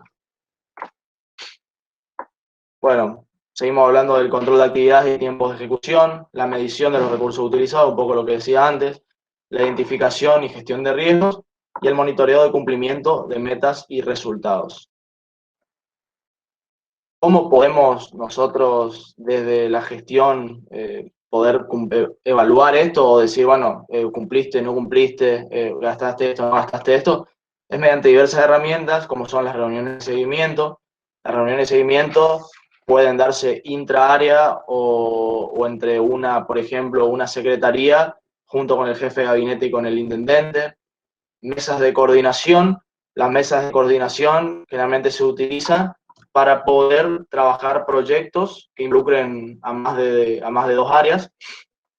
Por ahí eso también lo mencionaba Pablo hoy. Nosotros tenemos que tener en cuenta que hay muchas veces y muchas personas que piensan únicamente en su área, que no se dan cuenta que forman parte de un todo. Y bueno, entonces estas mesas de coordinación por ahí sirven para que fluya un poco más la comunicación, para que se limen muchas veces las asperezas que existen entre distintas áreas, y poder realmente realizar un trabajo conjunto, ahorrar recursos, ganar tiempo y poder cumplir los objetivos a largo plazo, que serían, bueno, los ejes de gestión que planteaba Pablo, desde el comienzo. También se pueden tener reuniones de gabinete internas. Reuniones de gabinete pueden ser del intendente con los altos funcionarios, pueden ser también reuniones de gabinete de las distintas secretarías, inclusive reuniones de gabinete en las distintas direcciones, donde los mandos medios en ese momento se transforman en altos mandos de la organización, y bueno, y también pueden generar sus reuniones internas para poder mejorar algunos problemas de funcionamiento. Y bueno, y algo importante para estas tres tipos de herramientas que mencioné anteriormente son los reportes de seguimiento. Los reportes de seguimiento no son más que informes que se recomienda que no sean de más de una carilla, de acuerdo al nivel en el cual tenemos que reportar. Y bueno, básicamente es información que se brinda a los altos mandos de la organización para que puedan evaluar cómo viene la ejecución de las distintas políticas públicas. Muchas veces pensamos que para poder realizar esto necesitamos un sistema de información muy importante, que sea que sea sofisticado, que sea que tenga la mayor tecnología. Y por ahí nos estamos olvidando de que existen medios tradicionales, como puede ser un Excel, por ejemplo, en el cual podemos nosotros llevar un registro de nuestras acciones y eh, luego sacar un resumen y presentar a las autoridades. Muchas veces, y nos pasa también a nosotros en nuestra profesión, también existen sistemas de gestión y que uno siempre tiene que evaluar qué es lo que le funciona. Por ahí podemos tener, nos pasó a nosotros, de tener un sistema el cual estaba muy bueno, tenía mucha tecnología, pero para nuestro trabajo diario no nos servía. No servía porque se volvía lento, era engorroso a la hora de reportar informes de la forma que nosotros necesitábamos. Entonces tuvimos que dejar de lado ese sistema y volvimos a la herramienta tradicional del Excel, lo cual lo seguimos usando hasta ahora y nos funciona de una manera excelente. Bueno, ¿cuál es la diferencia entre monitoreo y evaluación?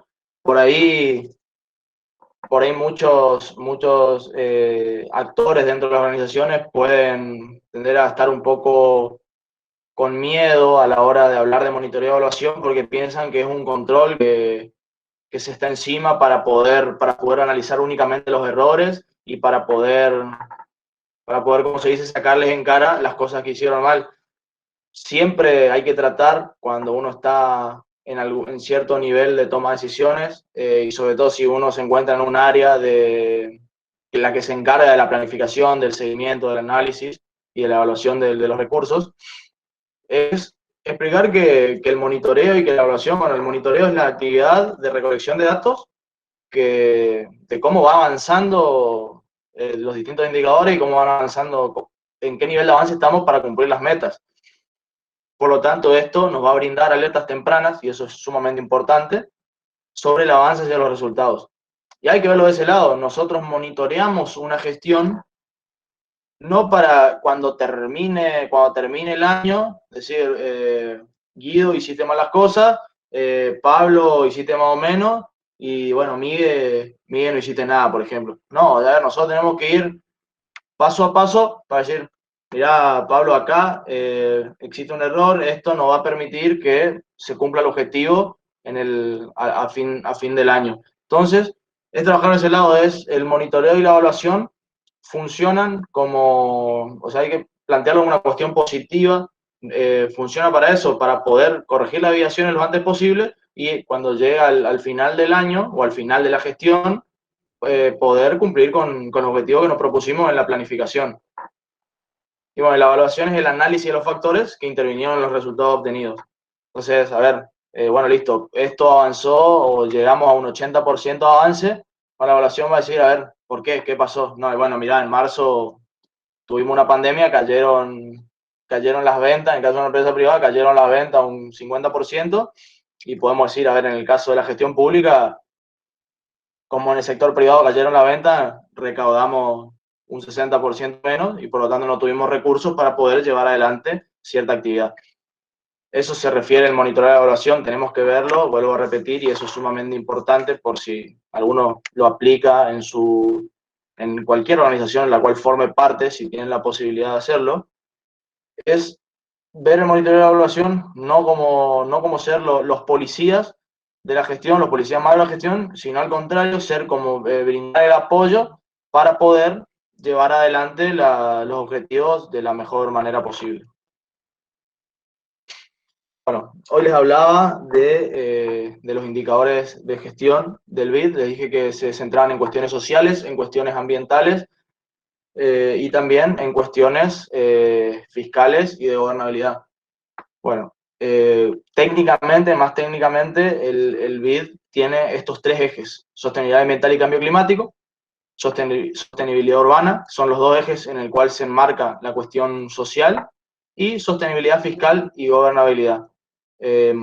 Estas herramientas nosotros las tenemos disponibles si a alguno les interesa verlas, les interesa poder ahondar un poco más en el tema. Tenemos nosotros el manual del BID y también el Excel, con el cual se puede trabajar este tipo de indicadores. Es completamente y sumamente viable aplicarlo al sector privado. Por ahí muchos preguntaban antes de esta charla, bueno, ¿y esto se puede aplicar al sector privado o no? Y sí, la verdad es que sí, se puede aplicar. Obviamente van a cambiar por ahí el tipo de indicadores que vamos a necesitar. Los indicadores cumplen un papel fundamental en la identificación de los temas que hablábamos hoy al comienzo, cuando decíamos que se necesitaba un diagnóstico rápido de todos los componentes que intervienen en la gestión de las ciudades. Nosotros con los indicadores vamos a poder señalar dónde hay un problema o no, porque no solamente determinan las cuestiones negativas, sino que también se pueden tener cuestiones positivas. Y bueno, y entonces, en base a los distintos resultados que arrojan estos indicadores, vamos a poder también realizar la evaluación al final, o saber dónde enfocar nuestros recursos, nuestro esfuerzo, nuestro tiempo para poder solucionar. Tampoco podemos quedarnos con el resultado de un indicador a un cierto momento y nunca más analizarlo, nunca más trabajarlo, o trabajarlo con muchísimo tiempo de demora o un espacio temporal muy grande, porque también pierde sentido. Justamente el indicador es algo que indica la situación en un momento determinado. Por ejemplo, si yo estoy analizando en una empresa privada mi nivel de endeudamiento, lo voy a analizar en base al balance presentado del cierre del último ejercicio. Y después voy a tener que usar indicadores un poco más dinámicos para poder ver la evolución de este indicador durante el ejercicio siguiente. Porque por ahí voy a verlo una vez, la veo cuando cierra el 2019, y después lo miro cuando cierra el 2020 y resulta que mi indicador me pudo haber dado peor, por más que yo haya realizado los esfuerzos necesarios para mejorarlo, pero como no realicé un seguimiento y no fui analizando este indicador cada X tiempo, por ejemplo, por trimestre, lamentablemente dediqué mucho esfuerzo, dediqué mucho tiempo, pero no pude mejorarlo. Y bueno, entonces, por ahí en conclusión, hacer un seguimiento de los indicadores a lo largo del tiempo constituye una buena herramienta interna para todas las organizaciones, vuelvo a repetir, no solamente para el sector público. Muchas empresas privadas, de hecho, lo hacen, en el sector público no tanto, pero bueno, es la idea que se empiece a trabajar desde esta perspectiva. Hay tres cualidades que deberían tener los indicadores. Uno es la integralidad, la objetividad y la posibilidad de comparación. Cuando hablamos de integralidad, tenemos que ver que utilizar la información completa y que evalúe la totalidad de los temas a tratar en una gestión.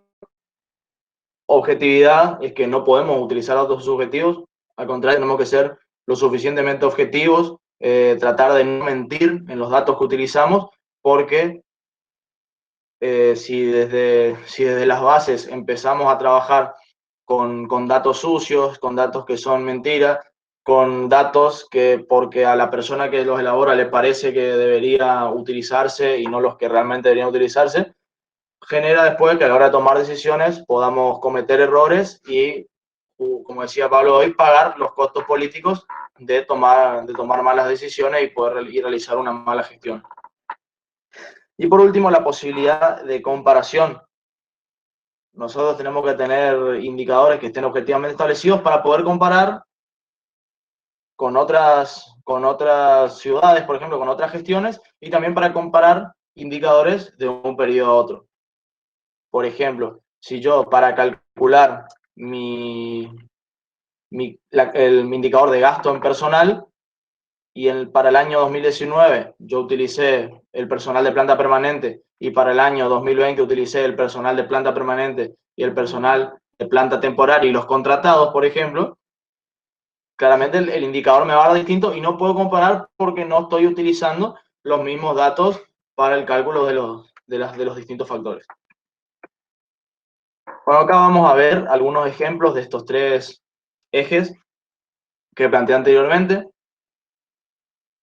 Los indicadores, generalmente para su construcción, se trabaja con temas, con subtemas, y bueno, ahí se empiezan a ver los indicadores. Vamos a poner un ejemplo, saneamiento y drenaje. A ver, cloacas, dicho vulgarmente. Bueno, el subtema va a ser la cobertura de saneamiento y el indicador es el porcentaje de hogares con conexión domiciliaria al sistema de alcantarillado. ¿Cómo calculamos ese porcentaje? Vamos a calcular, vamos a tener la cantidad de hogares con conexión domiciliaria al sistema de alcantarillado, o sea, la cantidad de hogares con cloaca, dividido la cantidad de hogares en total en la ciudad, por ejemplo. ¿Qué nos brinda esta información? Nos va a dar un porcentaje, por ejemplo, 90%, o sea, vamos a decir el 90% de los hogares de la ciudad de Corrientes está conectado al sistema de alcantarillado. A ver, 90% podemos decir, bueno, muchísimo, es excelente ese número, pero ¿en base a qué? ¿En base a qué lo comparamos? Bueno, vamos a ver en resistencia, comparemos con resistencia, en resistencia tiene el 94%, por ejemplo, bueno, listo, está más o menos en el mismo porcentaje. Lo que deberíamos hacer como gestión es tratar de que ese porcentaje de hogares con conexión domiciliaria al sistema alcantarillado sea lo más cercano a 100 posible. El BID tiene una página en la cual los distintos gobiernos cargan estos datos de indicadores. Sobre todo están más cargados las ciudades más grandes y algunas ciudades más chicas de provincia de Córdoba, Mendoza y la provincia de Buenos Aires, del cual pueden servir como base o pueden servir como elemento de comparación a la hora de analizar nuestras ciudades.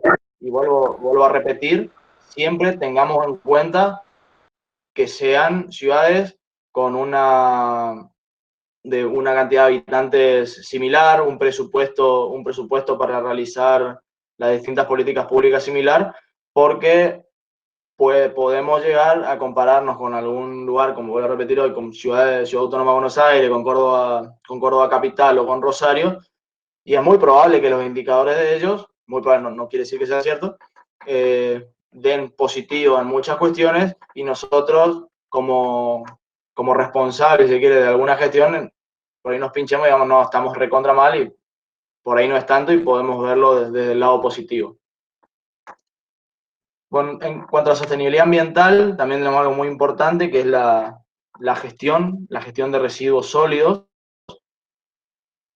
Y hoy en día creo yo que la gestión ambiental tiene que tomar un rol prioritario en cualquier tipo de gestión, pública, privada, en la misma universidad, porque el planeta es nuestra casa y es lo que tenemos que cuidar. Entonces, estos indicadores de sostenibilidad ambiental son muy importantes tenerlos en cuenta. No son tan fáciles de medir, pero sí pueden llegar a ayudarnos mucho a la hora de llevar adelante las inversiones correspondientes a la hora de efectuar políticas públicas.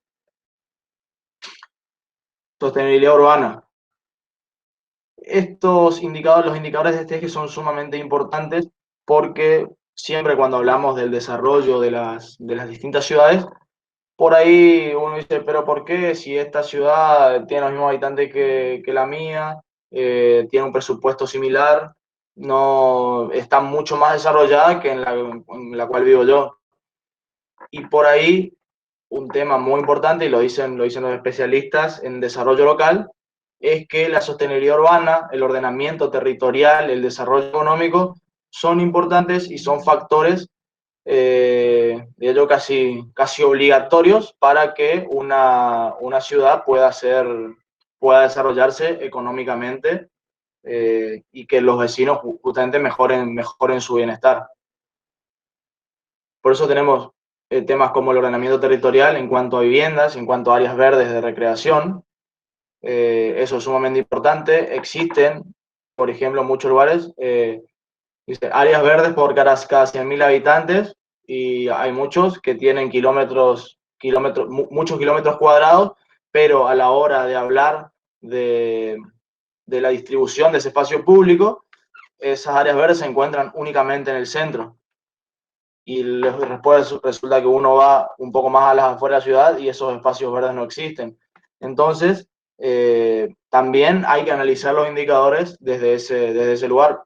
Por eso decía que los números que arrojan los indicadores por sí solos no significan mucho, sino que tienen que estar respaldados por otro tipo de análisis. Si no sirve, nuevamente vuelvo a repetir, como un análisis rápido para ver dónde estamos parados, pero bueno, en base a eso tiene que seguir el otro análisis de la mano de los distintos especialistas en las distintas temáticas. Por otro ejemplo, en la competitividad en la economía, en la regulación de negocios e inversiones, si nuestro indicador, si nuestro objetivo es que nuestra ciudad sea una ciudad de oportunidades, en las cuales los emprendedores tengan facilidad para poder regularizar su situación impositiva, su situación de habilitaciones comerciales, queremos que sus empleados estén registrados, queremos que mejoren sus ventas para poder desarrollarse, etcétera, etcétera, etcétera, todas las bondades del emprendedurismo. Nosotros, como gestión, no podemos otorgar una habilitación comercial a los 6 meses, a los 8 meses, al año. Por lo tanto, bueno, tenemos que analizar, por ejemplo, el indicador podría ser días para obtener una habilitación comercial. En base a eso, vamos a realizar nuevamente, como dije, la comparación, por ejemplo, con Posadas. Vamos a ver qué estamos haciendo mal nosotros para que nosotros otorguemos habilitaciones a los 90 días y en Posadas están otorgando habilitaciones a los 10 días. Entonces, bueno, se va a realizar ya el otro análisis de proceso, etcétera, etcétera, con los expertos, y van a llegar a distintas conclusiones, y bueno, ahí en base a eso van a poder realmente aplicar políticas públicas para mejorar esa situación y poder aportar a cumplir el objetivo de nuestro eje de ciudad de oportunidades para los emprendedores. Eso también como ejemplo. Bueno, y por ahí en el tema que voy a ahondar un poquito más, por la parte que me toca a mí, por lo que nuestra profesión nos dio formación, es en la sostenibilidad fiscal y la gobernabilidad. Hay algo muy importante que va de la mano también con el desarrollo territorial y con el desarrollo económico a la hora de hablar del desarrollo de las ciudades, y es que las ciudades tienen que tener una fiscalidad ordenada. ¿Y por qué digo esto? Porque una ciudad que no tenga los ingresos y los gastos ordenados, probablemente para brindar servicios públicos de calidad a los vecinos, la verdad que se va a complicar, porque no existe una previsibilidad, no existe un orden, no existe transparencia, y por lo tanto todo eso conlleva a servicios públicos deficientes. Siempre y cuando hay que tener en cuenta la autonomía financiera y la gestión del gasto, y la autonomía financiera es algo muy importante. Voy a dar algunos ejemplos. Bueno, son los ingresos e impuestos municipales como subtema, y vamos a hablar de los ingresos propios como porcentaje de los ingresos totales. ¿Cómo se calcula esto?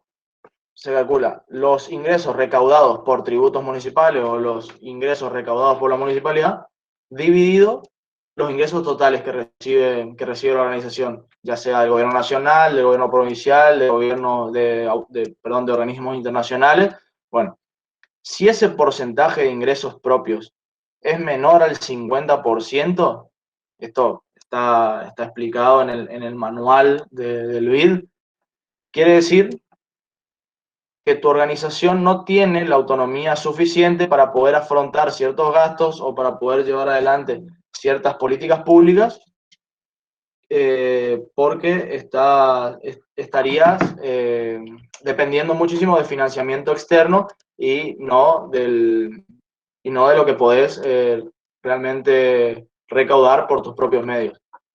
Esto es sumamente importante porque a la hora de gobernar o a la hora de llevar adelante una gestión, sabemos que existen diferencias sociales, diferencias políticas que por ahí influyen en esta situación, entonces capaz no llegamos a nuestros objetivos. Y bueno, para ir terminando, otro ejemplo de indicadores del gasto, tenemos, por ejemplo, el gasto en personal como porcentaje total de gastos corrientes. ¿Cómo se calcula esto? Nuestro gasto en sueldo dividido el total de nuestros gastos. Un número muy alto en gasto en personal, por ejemplo, si tenemos más del 50% en gasto de personal, es un indicador malo en términos de que estamos trabajando para pagar únicamente sueldos y no podemos realizar gastos en inversión, en infraestructura, etcétera, etcétera, etcétera. Vuelvo a repetir, esto depende de cada organización, es aplicable al sector privado también, y bueno, si necesitan un poco más de información, si quieren andar un poco más en la cuestión práctica de indicadores, tenemos el manual, tenemos los Excel de trabajo para los que necesiten. Y bueno, y para terminar, por ahí haciendo algunas conclusiones, bueno, podemos decir que la gestión pública nos está exigiendo, y la sociedad también, eficacia y eficiencia en el uso de recursos para poder mejorar la calidad de vida de los ciudadanos, mejorando las intervenciones gubernamentales, logrando transparencia, y generando los servicios públicos para que cada uno de los que vivimos en nuestros pueblos, nuestras ciudades, nuestras provincias, podamos gozar de una mejor calidad de vida. Así que, bueno, también los invitamos a los que tengan la posibilidad de llevar adelante algún proyecto, a ocupar algún lugar dentro de distintas organizaciones, a poder realizar esta metodología de trabajo. No es fácil implementarla, siempre cuesta, pero bueno, nosotros creemos y somos defensores que realizando este tipo de trabajos podemos aportar nuestro granito de arena para poder no solamente construir una sociedad mejor, sino también mejorar la calidad de nuestras instituciones, de nuestras empresas, nuestras organizaciones. Así que bueno, solamente eso, agradecer nuevamente a la Secretaría de Extensión y al área de graduados de la universidad y al Centro de Estudiantes de Ciencias Económicas por darnos esta oportunidad, y bueno, a disposición para lo que necesiten. Muchas gracias.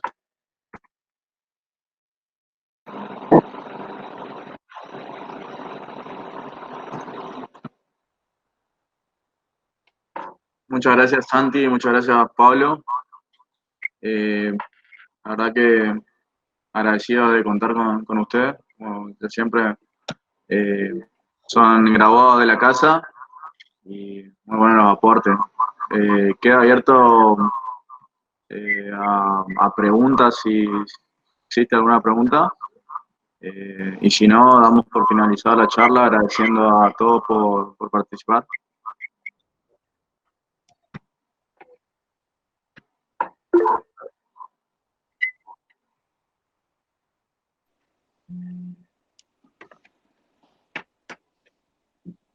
Hola Santi, ¿cómo te va? Mijael Julián te habla. ¿Cómo está, mija? ¿Todo bien? Pero muy bien, che. La verdad que me enganché medio que pasado el final de la charla, pero no quería dejar de pasar la oportunidad para felicitarlos, porque el tema que tratan, nosotros siempre los abogados que hablamos mucho al cohete, como quien dice, la verdad que la única forma seria de planificar políticas públicas y pensarlas es a través del análisis de los datos y de la planificación propiamente dicha. Así que festejo con todo el fervor este tipo de actividades y este tipo de capacitaciones, principalmente pensadas en el ámbito público, ¿no es cierto? Porque por supuesto que en el ámbito privado son más que útiles, pero siempre se han implementado porque el mercado no te permite no utilizarlas. En cambio, por ahí, en la gestión pública es el gran desafío de poder pensar, diseñar y ejecutar políticas públicas basadas en este tipo de datos, así que muy buena la charla, la parte que escuché, Santi, y felicito a todo el equipo de la Secretaría, Guido y demás, porque estas son el tipo de capacitaciones que hacen falta y que también vienen a cualquier ámbito de la organización pública, nacional, provincial y municipal.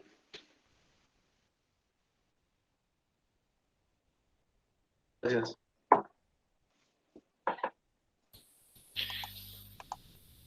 Yo también me sumo a las felicitaciones, realmente muy enriquecedores los aportes de Santiago, de Pablo, la verdad.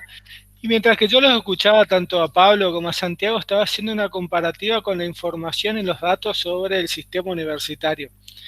Hacía la comparativa en la composición del presupuesto, la composición del gasto en función de cada uno de los, esto último que también decía vos, Santi, cuánta de los recursos con que cuenta la universidad es destinado al pago de salarios, cuánta autonomía financiera tiene una universidad para poder encarar algunas políticas públicas, y la verdad, como decía Mijael, el tema del uso de la información para la gestión pública es cada vez más esencial.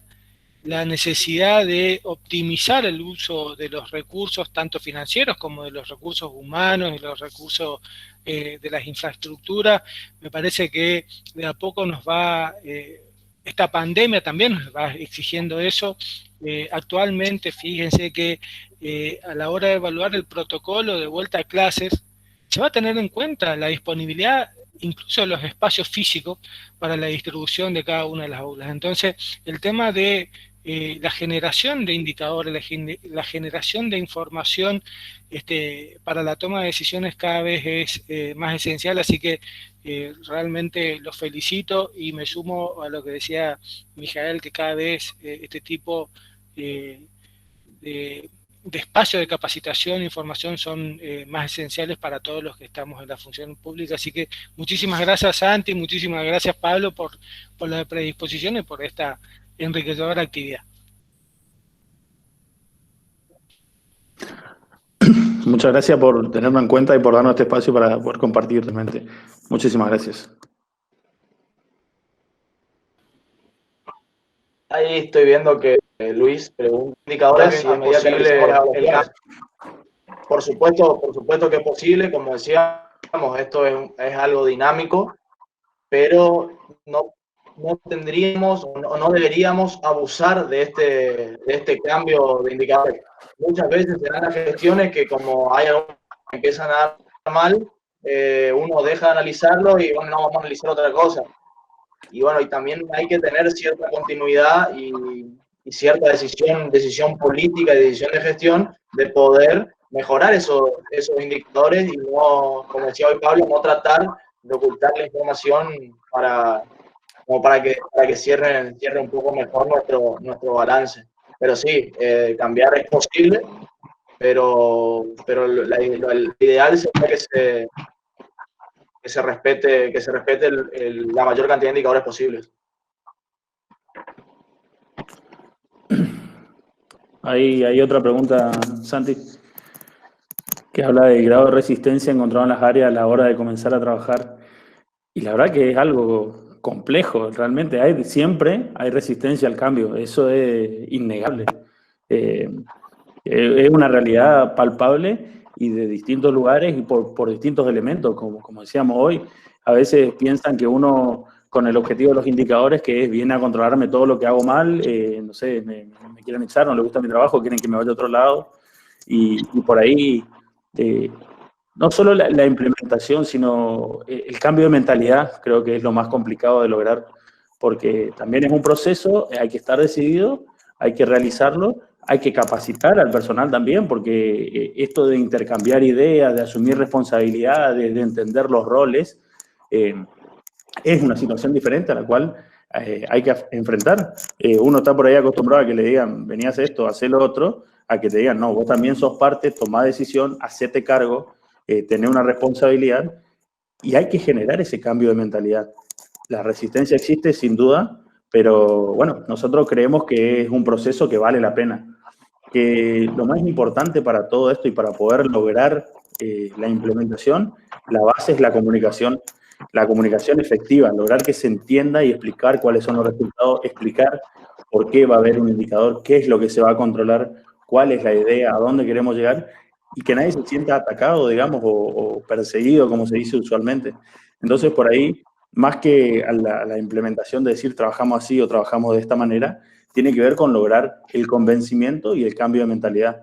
Y hablaba del convencimiento porque, como decimos hoy, no nos sirve si mentimos en la información, no nos sirve si falseamos los datos, no nos sirve si nos apoyamos en bases que no son sólidas. Y para que esto funcione, realmente hay que convencerle, hacerle entender, si bien en el principio ser realista, uno ya le cuesta el cambio y asume el cambio, no, la convicción por ahí no sale de la noche a la mañana. Entonces uno tiene que demostrar también cómo uno se desenvuelve, cómo uno se maneja, de que realmente lo que quiere es cumplir los objetivos, que lo que quiere es hacer algo eficiente y no que me levanté con ganas de hacer una cosa distinta y de modificarle la vida a todo de cómo vienen trabajando hace 20 años. Es complicado, hay que saber que hay gente que literalmente hace 20 años trabaja de la misma manera.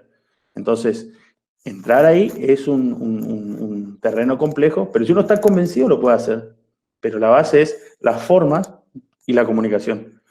Y después sí, un proceso también continuo de la capacitación del personal, porque uno no conoce, no sabe, tiene miedo al cambio, después miedo a equivocarse, miedo a que le expongan el error.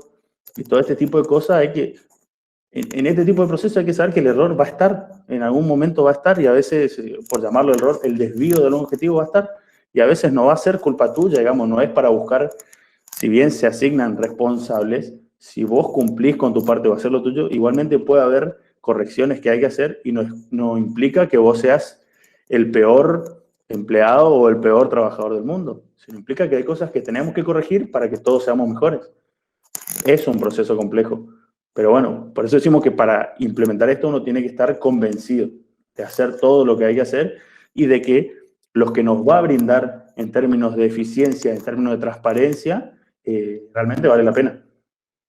Nosotros lo consideramos así. Santi. Por ahí agregando un poquito ahí lo que dice Pablo, algo que es fundamental es que él habla de la responsabilidad, te asigna una responsabilidad, pero lo importante de esto es que quienes estén a cargo de la toma de decisiones realmente hagan partícipes a todos de la planificación y de la evaluación.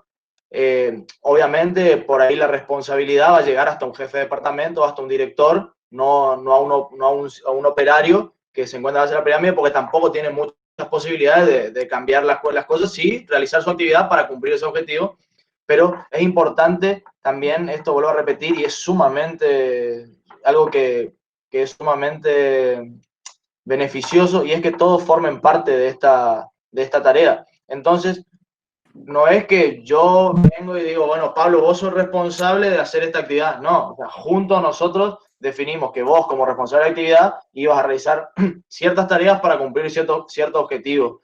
Entonces, en ese sentido, no es tanto por ahí el miedo que se puede llegar a tener a la hora de no poder cumplir, porque yo también fui parte. Yo fui el que determinaba una fecha, yo fui el que sabía con qué personal iba a trabajar, y bueno, y esas cuestiones son importantes. Lo mismo también mostrar a la hora de trabajar en la metodología de reuniones de seguimiento, de realmente que se respete el temario, que las reuniones no sean mayores a 45 minutos o una hora, porque que no sean todas las semanas. Por ahí dice que es necesario reunirse una vez por mes y no todas las semanas, sino lo que genera, y que personalmente a mí me pasó cuando recién iniciamos la gestión, por una cuestión de que obviamente era algo nuevo y fue una de las cosas que se corrigió al final, era que teníamos reuniones cada 15 días con todas las áreas, por ejemplo. ¿Qué pasa? Había áreas que eran muy operativas, con las cuales necesitamos reuniones todas las semanas, y con áreas que no eran tan operativas, que eran más de trabajo de mediano a largo plazo, que capaz con una reunión por mes alcanzaba. Entonces, bueno, ahí en base a las distintas opiniones, sugerencias de las distintas partes, fuimos acomodando y tratando de generar ese compromiso de, bueno, listo, de desarrollo económico, vas a tener tu reunión todos los terceros jueves del mes. Listo, perfecto. Al comienzo, ya te digo, se generó el compromiso y el problema, el problema, sí, no se llama problema o desvío en nuestra forma de trabajar, se solucionó. Entonces, como dice Pablo, no de la noche a la mañana, pero se puede ir generando ese cambio de a poco. Bueno, por ahí hay otra pregunta y que dice cómo se adapta la planificación ante las situaciones imprevistas que requieren decisiones urgentes. Esto es algo que es importante que quede claro. Por más buena que sea la planificación, el planificador, los que trabajan en conjunto, indefectiblemente siempre va a haber decisiones imprevistas, siempre va a haber decisiones urgentes o lo que hablamos de las decisiones no programadas, digamos. Lo importante es que el margen de decisiones que no son imprevistas, o sea, que ya las programamos, que ya las establecemos, tengan una guía de cómo trabajar. Entonces yo no tengo dudas en ese sector. Y cuando llegan este tipo de situaciones urgentes o imprevistas, por supuesto que va a influir mucho la capacidad y la personalidad del tomador de la decisión. Eso sin duda, o sea, eso va a estar presente. Pero si nosotros hacemos una buena planificación, le damos un buen contexto, le damos buena información, lo contenemos, le marcamos la línea del eje de cuáles son las prioridades. Y con eso me refiero a que nosotros seamos ordenados desde los ejes de gestión, con la misma línea de los objetivos que descienden a lo largo de toda la cadena de toma de decisión. Uno, si bien puede errar, porque decisiones siempre pueden ser equivocadas, pero uno tiene como un paraguas o un margen que nos indica un pequeño faro de en qué lugar más o menos debería ir nuestra línea de decisión. Es algo que no lo discutimos, que no lo preparamos, pero yo, teniendo en cuenta cómo actuamos en situaciones similares, cuál es nuestro eje, qué cosas no voy a hacer, porque nosotros estamos de acuerdo que por ahí no hay que ir, y qué cosas están más o menos cerca, con todo este paraguas, si se quiere, o marco de contención, que es una buena planificación, con buenos indicadores, con buenos objetivos claros y que sean comprendidos e internalizados por todos, va a tener mucho más posibilidades el tomador de decisión de no equivocarse. Cierto es que hay un grado de subjetividad, cierto es que depende de la fortaleza, la capacidad de la toma de decisión, la intuición, la experiencia que tengan, la capacidad de trabajar bajo presión y una cantidad de elementos que siempre van a rondar al tomador de decisiones. Pero una cosa es que el tomador de decisiones esté solo a su suerte y otra cosa es que lo rodeemos de ciertas herramientas que le dan un marco de contención y de alguna manera enfocan para dónde serían las decisiones. Pero por supuesto que siempre hay un margen de error, por supuesto.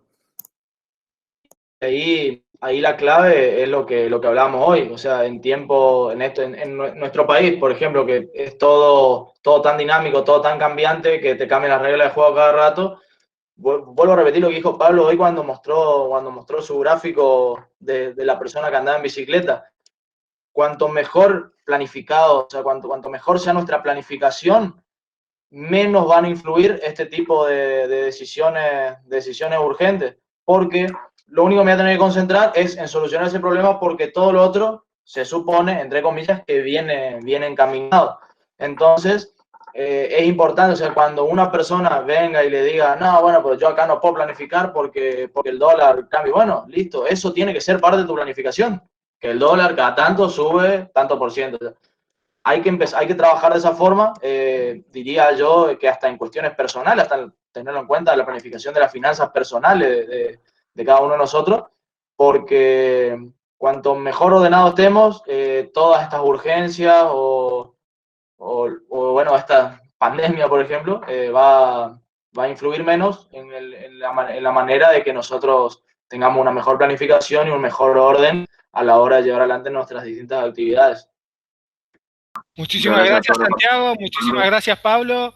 Felicitaciones, Guido, y a la Facultad de Ciencia Económica, del Centro de Estudiantes, por la organización. Realmente muy buena la charla. Y seguramente, porque hay cositas que nos quedaron ahí en el tintero, seguramente los vamos a estar invitando para otra actividad, como para poder puntualizar en algunas cosas que me parece que fueron muy interesantes y que por ahí el tiempo no dio como para poder profundizarlo, así que seguramente lo vamos a estar invitando en otra oportunidad.